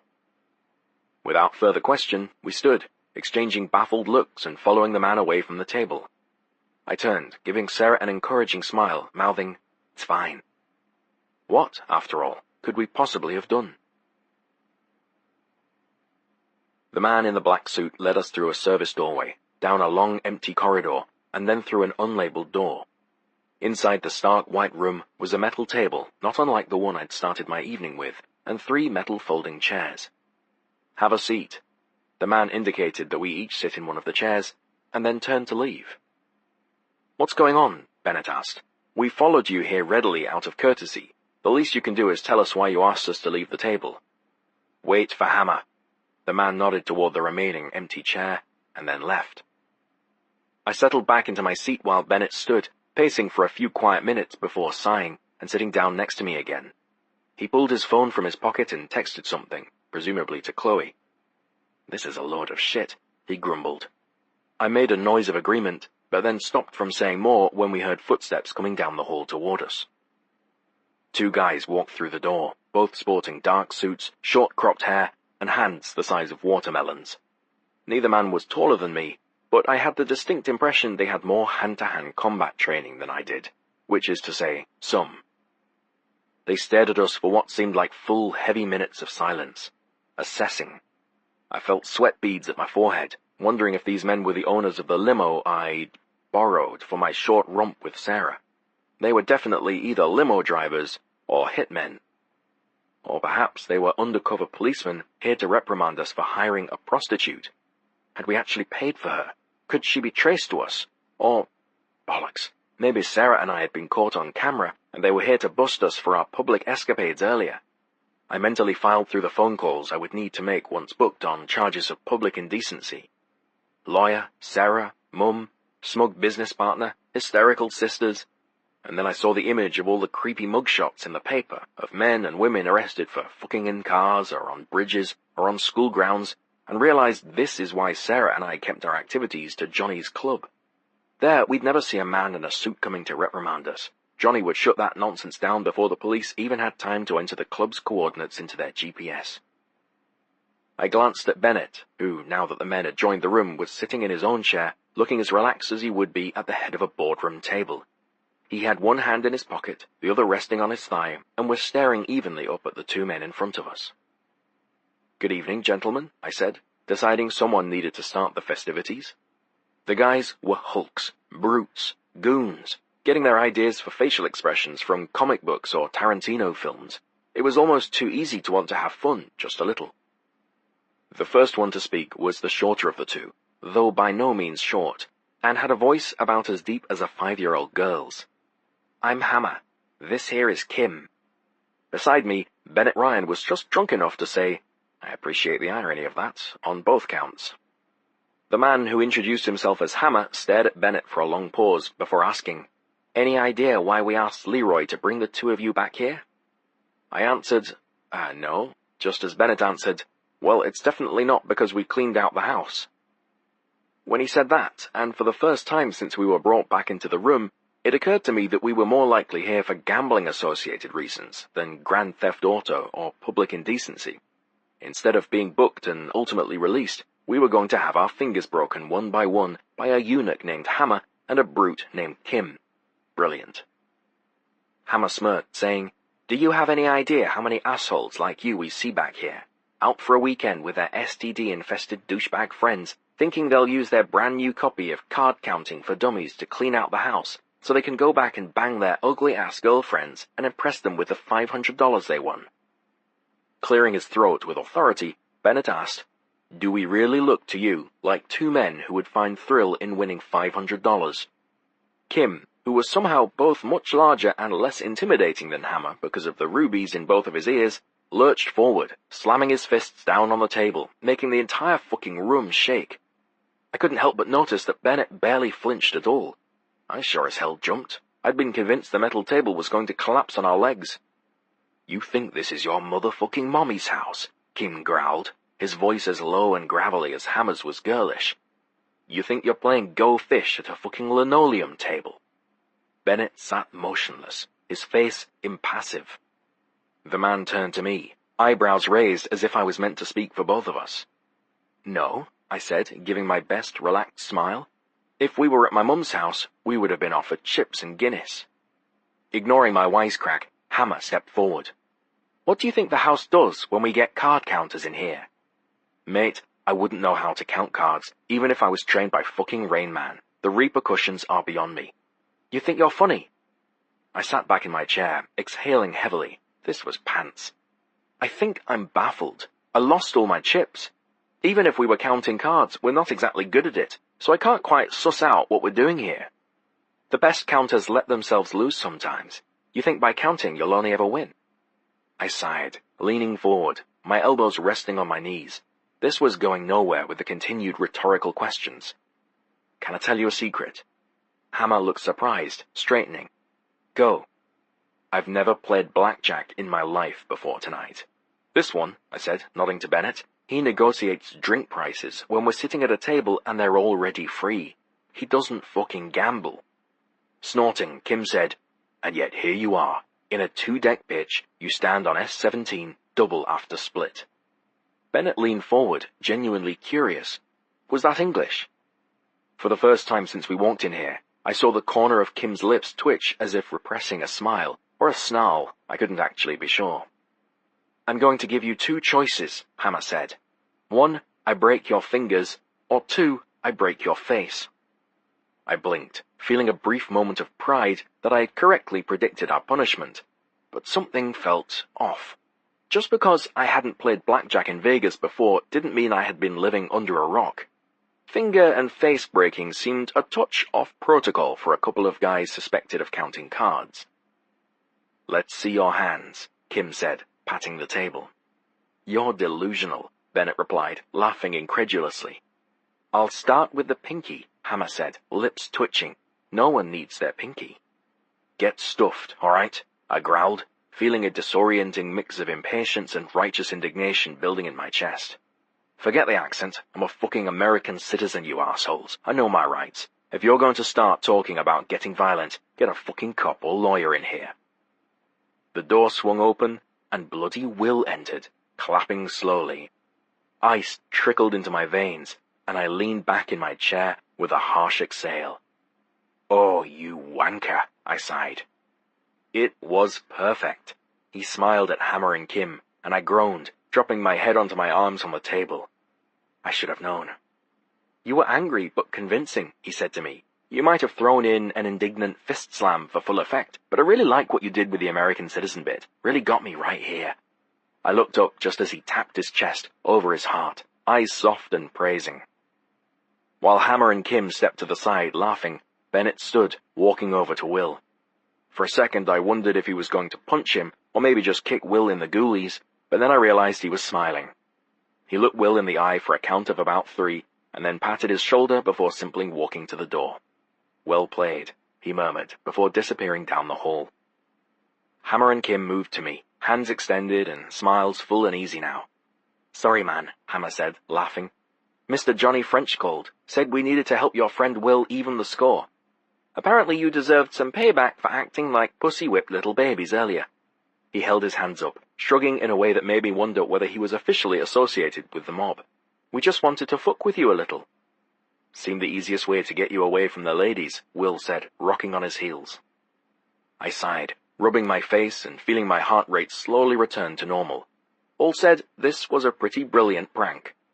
Well, while you had us back here, I'm pretty sure Chloe was out there cleaning up. "She did pretty well," Will agreed. "Few thousand at least." "Come on," Kim said, helping me up and slapping my back. "Go out there and get drunk." "I'll tell you what," I said, returning his handshake. "I'm staying the fuck away from cards."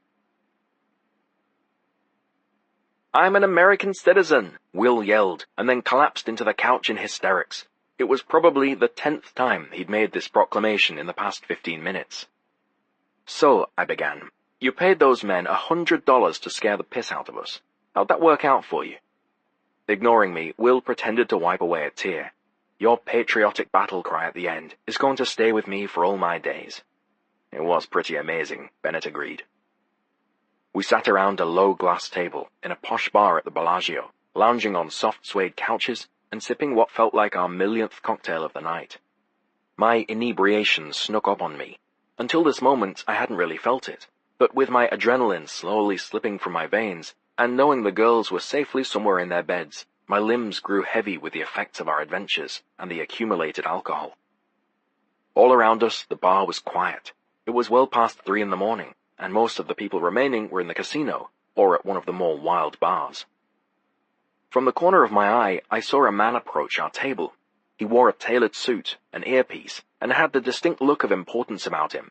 The waiters made room for him, all offered him nervous hellos. Clearly someone of circumstance was headed our way, and since Will was seated at the table with us, I was disinclined to think he was fucking with us again. "Gentlemen," the man said, standing at the head of the table, "you must be Bennett, Max, and Will." We all nodded, sharing pleasantries. "The elder Mr. Ryan has joined us in the high rollers room," he then said. So that's where Henry had gotten to. "But his phone is dead, and he asked me to come check on you. My name is Michael Hawke, and I'm the Vice President of Client Relations here at the Bellagio." I chanced to look at my friends to see when they registered that, with some people in his life, this man might be known as my cock.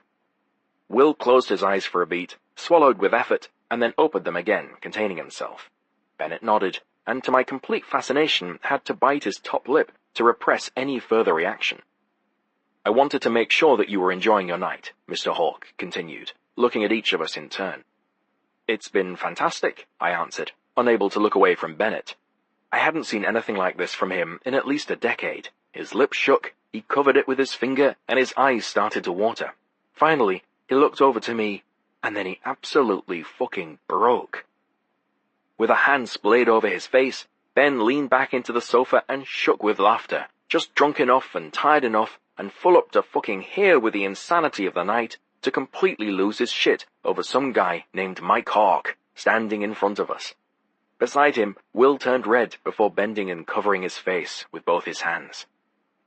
"I'm sorry," Will gasped from behind his fingers. "I don't mean to be rude, Mr. Hawk. It's just too much." Turning back up to the man beside our table, I smiled. "Thanks very much for checking in. Go ahead and let Henry know we're sorted." Mike Hawk wasn't a tall man, and he didn't look as hard and intimidating as the casino executives in movies would lead me to expect. He was average height, with a round, friendly face and eyes full of understanding. He gave a little laugh, shaking his head before leaving us with, "Enjoy your stay, gentlemen." "I would like to state for the record," I started once he'd left, "that I am the only fucking bloke at this table who was able to keep his ass together." "Mike Hawk!" Bennett practically yelled at me, dropping his hand. His eyes were red from laughing. "How am I supposed to keep it together over that? That's like meeting a fucking unicorn." Will leaned over to high-five him, and then sighed, leaning his head back against the back of the couch. "Holy crap, that may have been the highlight of the night." "The night is young," Bennett said, recovering with only a slight slur to his words. He glanced at Will's empty glass. "Have another?" "No, it's too late to get me drunk and have your wicked way with me." "Garçon," I yelled, grinning. "A scotch for the curmudgeon. Bring the whole bottle if you would." "I told you, Max, I'm not drinking that." Will turned his face away in mock anger. "It's too damn late to pretend you love me." The waiter slid the glass of scotch in front of Will, and with a quiet clink, set the entire bottle beside it. Will stared at me, at the bottle, and then shook his head. "No." "The thing is," Will slurred, tossing a sloppy arm around my shoulders, "women are tricky." He waved the index finger of his free hand in front of my face. "How often do you meet one you can imagine just hanging out with like this?" He dragged the S out to about 5 seconds, and then lurched forward, reaching for his glass. It skittered away from his fingertips before he finally captured it with his palm. "Just the one," I admitted, "and even with Sarah, it's different than with you guys. I try to curb the swearing." I rubbed my jaw, reconsidering. "Sort of. You curbing the swearing is like me curbing the—" Will trailed off, thinking. "The something. I'm hungry." He ran a hand over his face and looked at his watch. Likewise, I checked my phone. It was nearly 5:30 in the morning. "Actually, I'm tired. Let's meet for lunch at noon and start this fucking bachelor party thing over again tomorrow." The three of us stood, closed out our tab, and made our way to the bank of elevators, each scrambling in our pockets to find our room key to show security. We stood in silence as the doors opened. I was blissfully tipsy and ready for a good snog with my lady upstairs. I almost couldn't wait to see what we could stir up tomorrow. Chapter 7. Bennett Ryan. Will's voice broke the silence in the elevator. "Should we be even mildly concerned about Henry down there in the high rollers room?" I reached into my jacket pocket, pulling out my brother's credit card, the only one Mina let him leave home with. I have no idea what he's playing, but he'll either keep winning or run out of money, and the only card he'll have in his wallet will be the one that opens his hotel room door. "Brilliant," Max murmured, sleepily leaning into the wall of the elevator car. "I'm fucking knackered." Will sighed, watching the numbers climb on the digital display. "You know, for being a couple of neutered assholes, you guys actually managed to make a pretty entertaining night out of it. Nudie club, fake medical emergencies, fan-fucking-tastic dinner, Grand Theft Auto, transvestite escort, Chloe wins a few grand, and we nearly get maimed by some goons," Max said, standing up straighter. "Not so bad, eh?" Will turned to stare at him. "Grand Theft Auto?" Max rubbed his face, shaking his head. "A story for another—" Will held up a hand, eyes wide as if he'd already moved on from his first question. "And how could you forget Mike Hawk? I think, especially for the two of you, Mike Hawk figured quite prominently in this evening's activities." Will hiccuped, weaving slightly as the doors to our floor opened. "I'd say you're pussy-whipped, but I think it's even worse than that." I watched as Max's smile went from self-satisfied to mocking. "Will, darling." He put a heavy hand on Will's cheek and clucked his tongue. I can't wait for that one girl to come in and kick your feet out from under you. You think you have things organized, sorted. You think you're content with your low-key bachelor apartment, with your triathlons and your work and your scheduled pussy. When that one girl comes along, I'm going to say I told you so, and give you no bloody sympathy when you've turned into a lovesick strop. With a light slap to Will's cheek, he stepped away, laughing as he walked down the hall. Can't fucking wait for it, mate. Will watched Max's heavy limbs and dragging feet, and then turned to me expectantly as if I would add to the lecture. I shrugged. Pretty much what he said. When you find that girl, we'll be happy for you, but mostly we'll be happy to give you endless shit. This is why you're my people, he mumbled, punching me weakly in the chest before turning the opposite way down the hall. Bidding Will good night, I walked to my room, wishing I knew where Chloe was staying. Even as exhausted and half-drunk as I was, I still would have gone downstairs and climbed in a cab to go anywhere to her. Just inside my door, I stopped at my closet to hang up my blazer, and froze. Dangling from a wooden hanger was Chloe's lingerie from the club, the jewel stones of the tiny bra and underwear winking green and white in the dim light coming in the bedroom window. I moved farther into the room, wanting to confirm what my racing pulse had concluded. She was here, in my bed, waiting for me. Sure enough, a Chloe-shaped lump was sound asleep amid a mountain of blankets and pillows in the middle of the king mattress. Stripping my clothes off and leaving them in a discarded pile on the floor, I climbed over her, braced on my arms and legs. Not touching her, not yet, just taking her in. A tangle of brown curls against the stark white bed linens, eyes closed but lids fluttering in her dreams, lips wet and red and begging to be kissed. Everything below her neck was covered by her cocoon of blankets, and when I stared down at the steady rhythm of her pulse beneath the delicate skin of her neck, I felt a little predatory. The thrill of being able to do this, kiss her, wake her up, fuck her, was still as fresh tonight as it was nearly 2 years ago when, for the first time, we finally had time alone in a hotel. Lifting the covers, I slid in beside her and realized she was wearing nothing but my shirt. Beneath, her body was bare. It was one of my favorite iterations of Chloe, when her limbs were heavy and slow from sleep, her sounds similarly deeper, more wanton. I inched down beneath the covers only as she began to be aware that I was in bed with her. She'd bathed. She no longer smelled of an unfamiliar woman, but of her own soap now, blossom and citrus. I kissed the curve of her breast over the shirt, lifted the cotton to lick a line from her belly button to the sweetness of her hip. Curious fingers ran through my hair. Fingertips grazed along my jaw and moved up to trace the shape of my mouth. I thought I was dreaming, she whispered, rising into consciousness. Not dreaming. Her hands found my hair.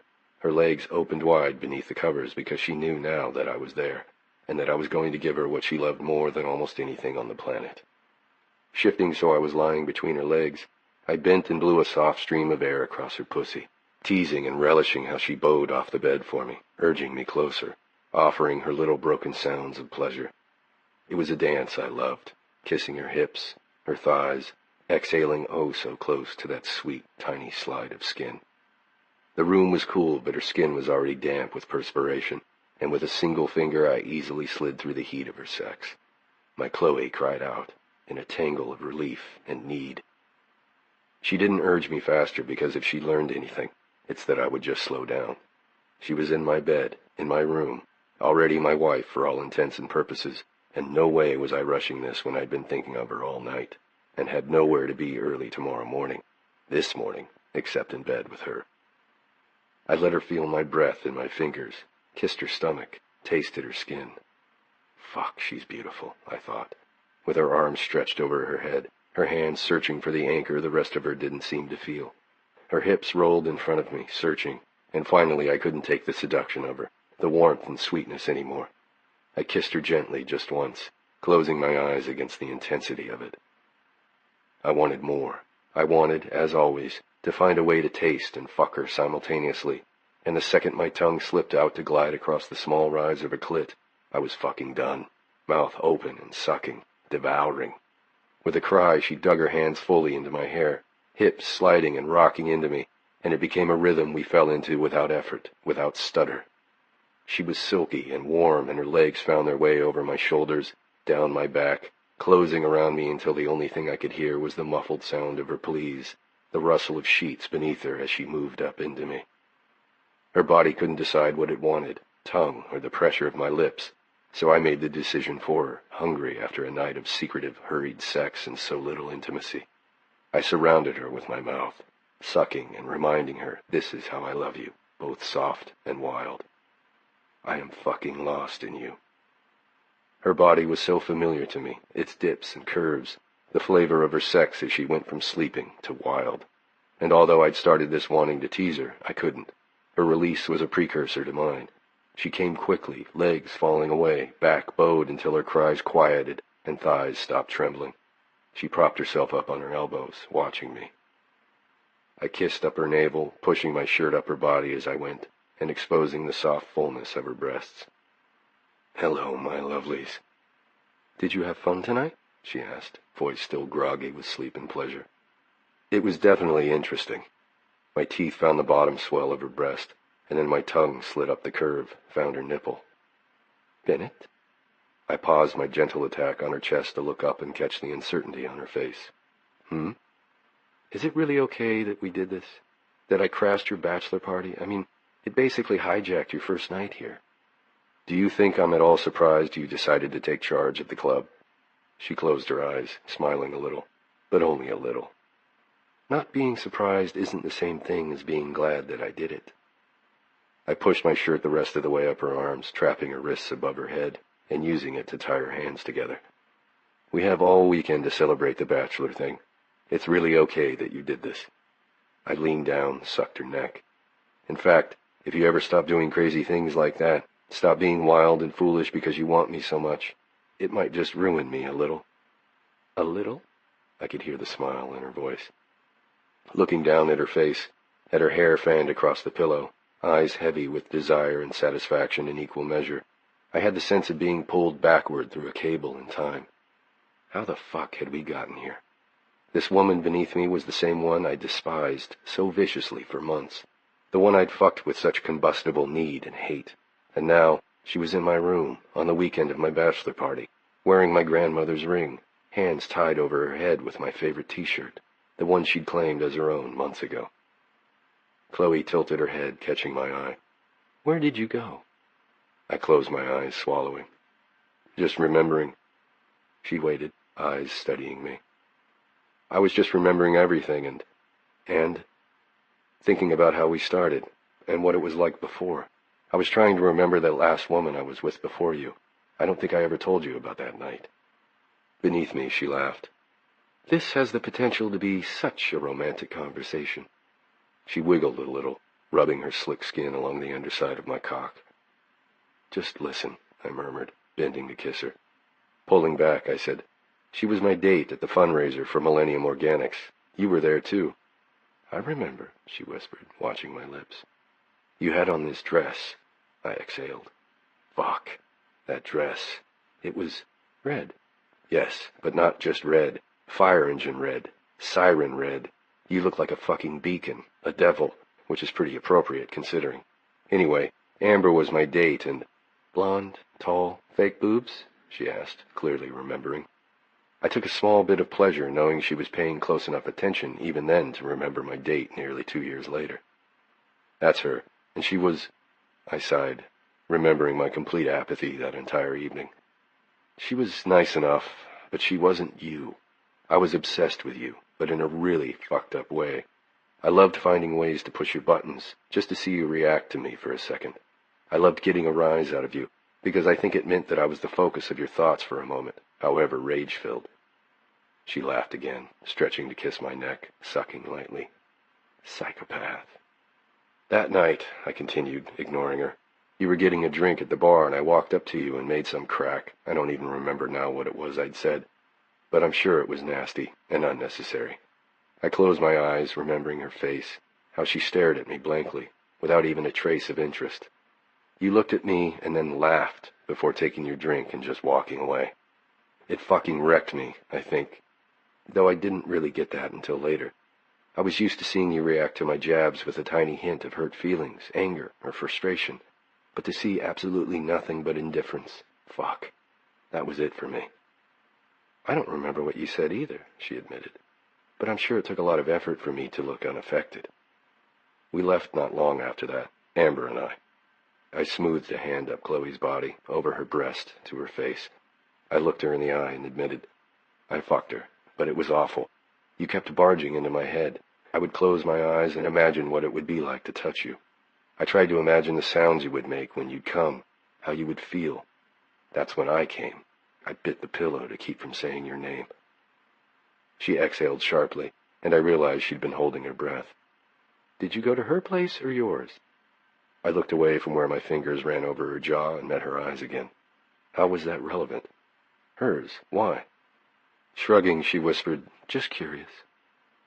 I continued to study her and could see the wheels turning, some private curiosity growing in her thoughts. Bending to kiss her ear, I asked, what are you thinking, little devil? She smiled up at me, caught. I was wondering what position you were in. Ice trickled into my bloodstream.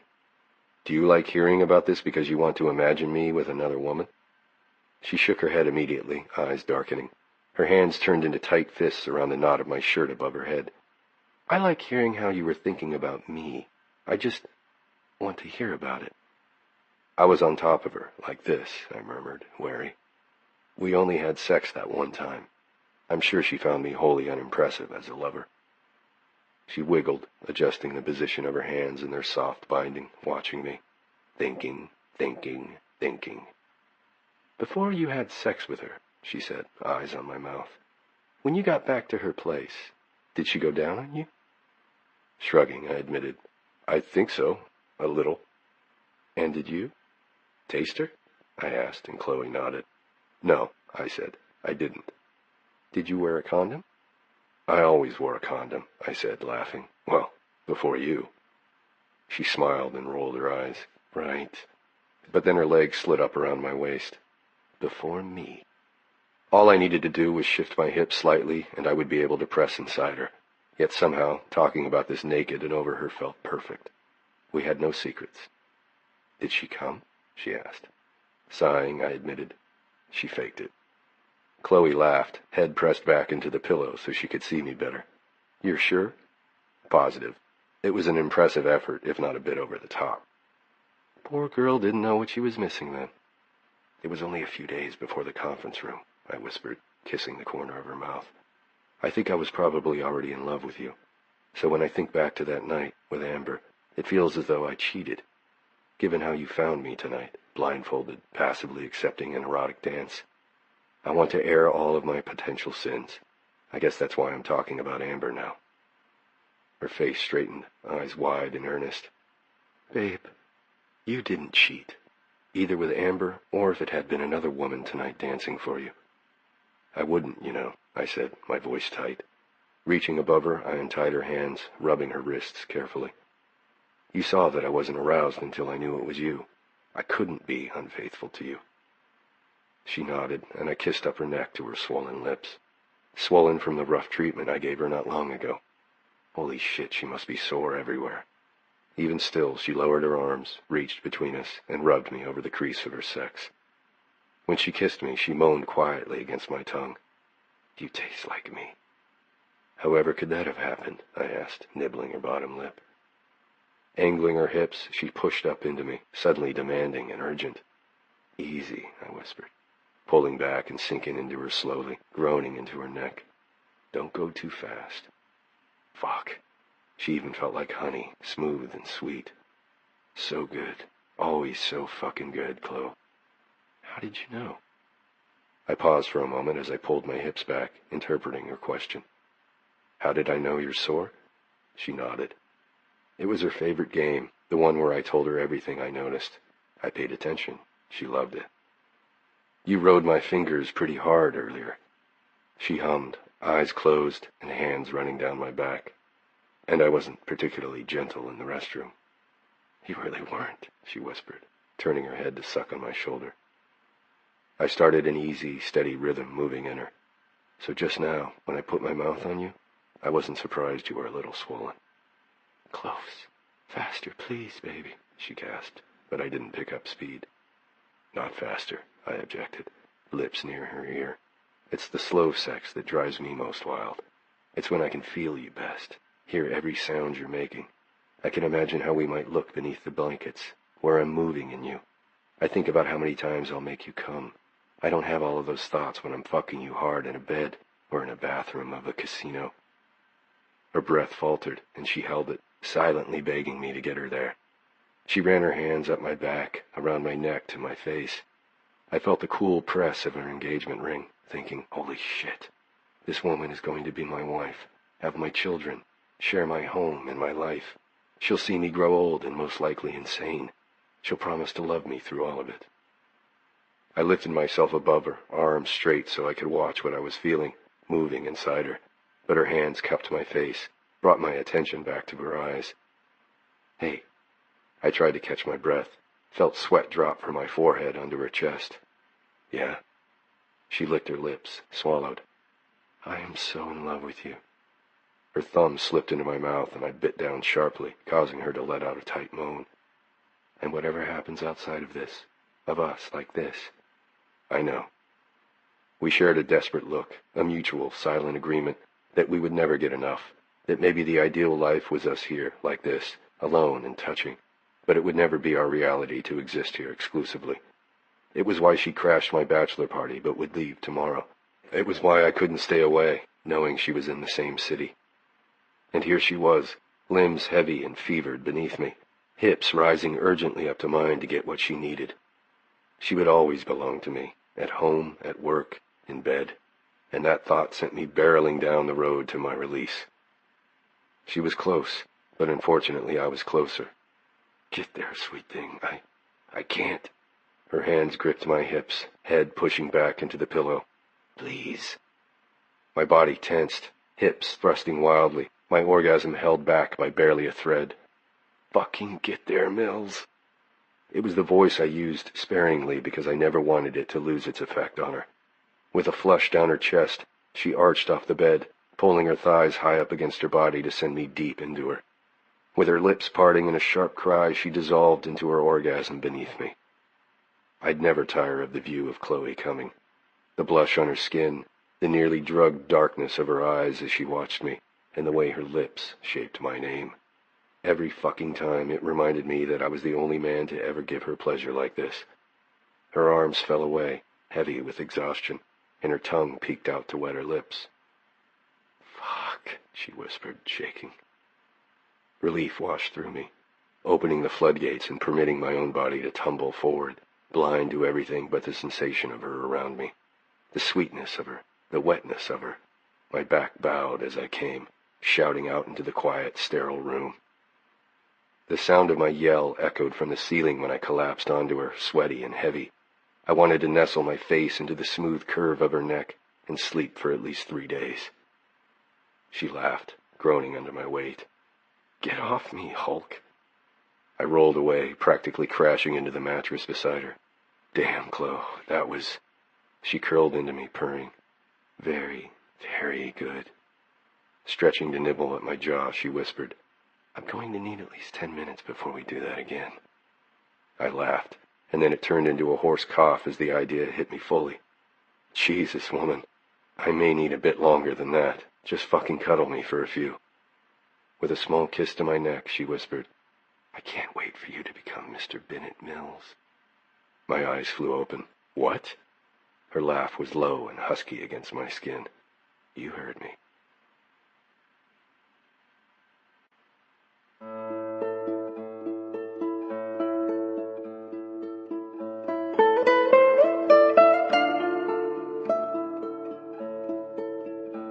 Beautiful Bombshell was written by Christina Lauren and read by Jonathan Cole and Sebastian York.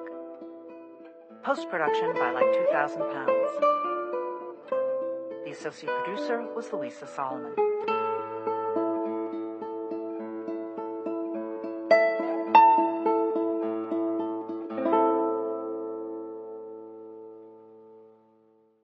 This has been a presentation of Simon & Schuster Audio.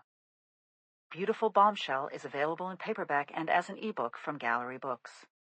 Also by Christina Lauren from Simon & Schuster Audio, Beautiful Bastard, read by Grace Grant, Beautiful Stranger, read by Jonathan Cole and Grace Grant, and Beautiful Bitch, read by Grace Grant and Kirby Hayborn. Audible hopes you have enjoyed this program.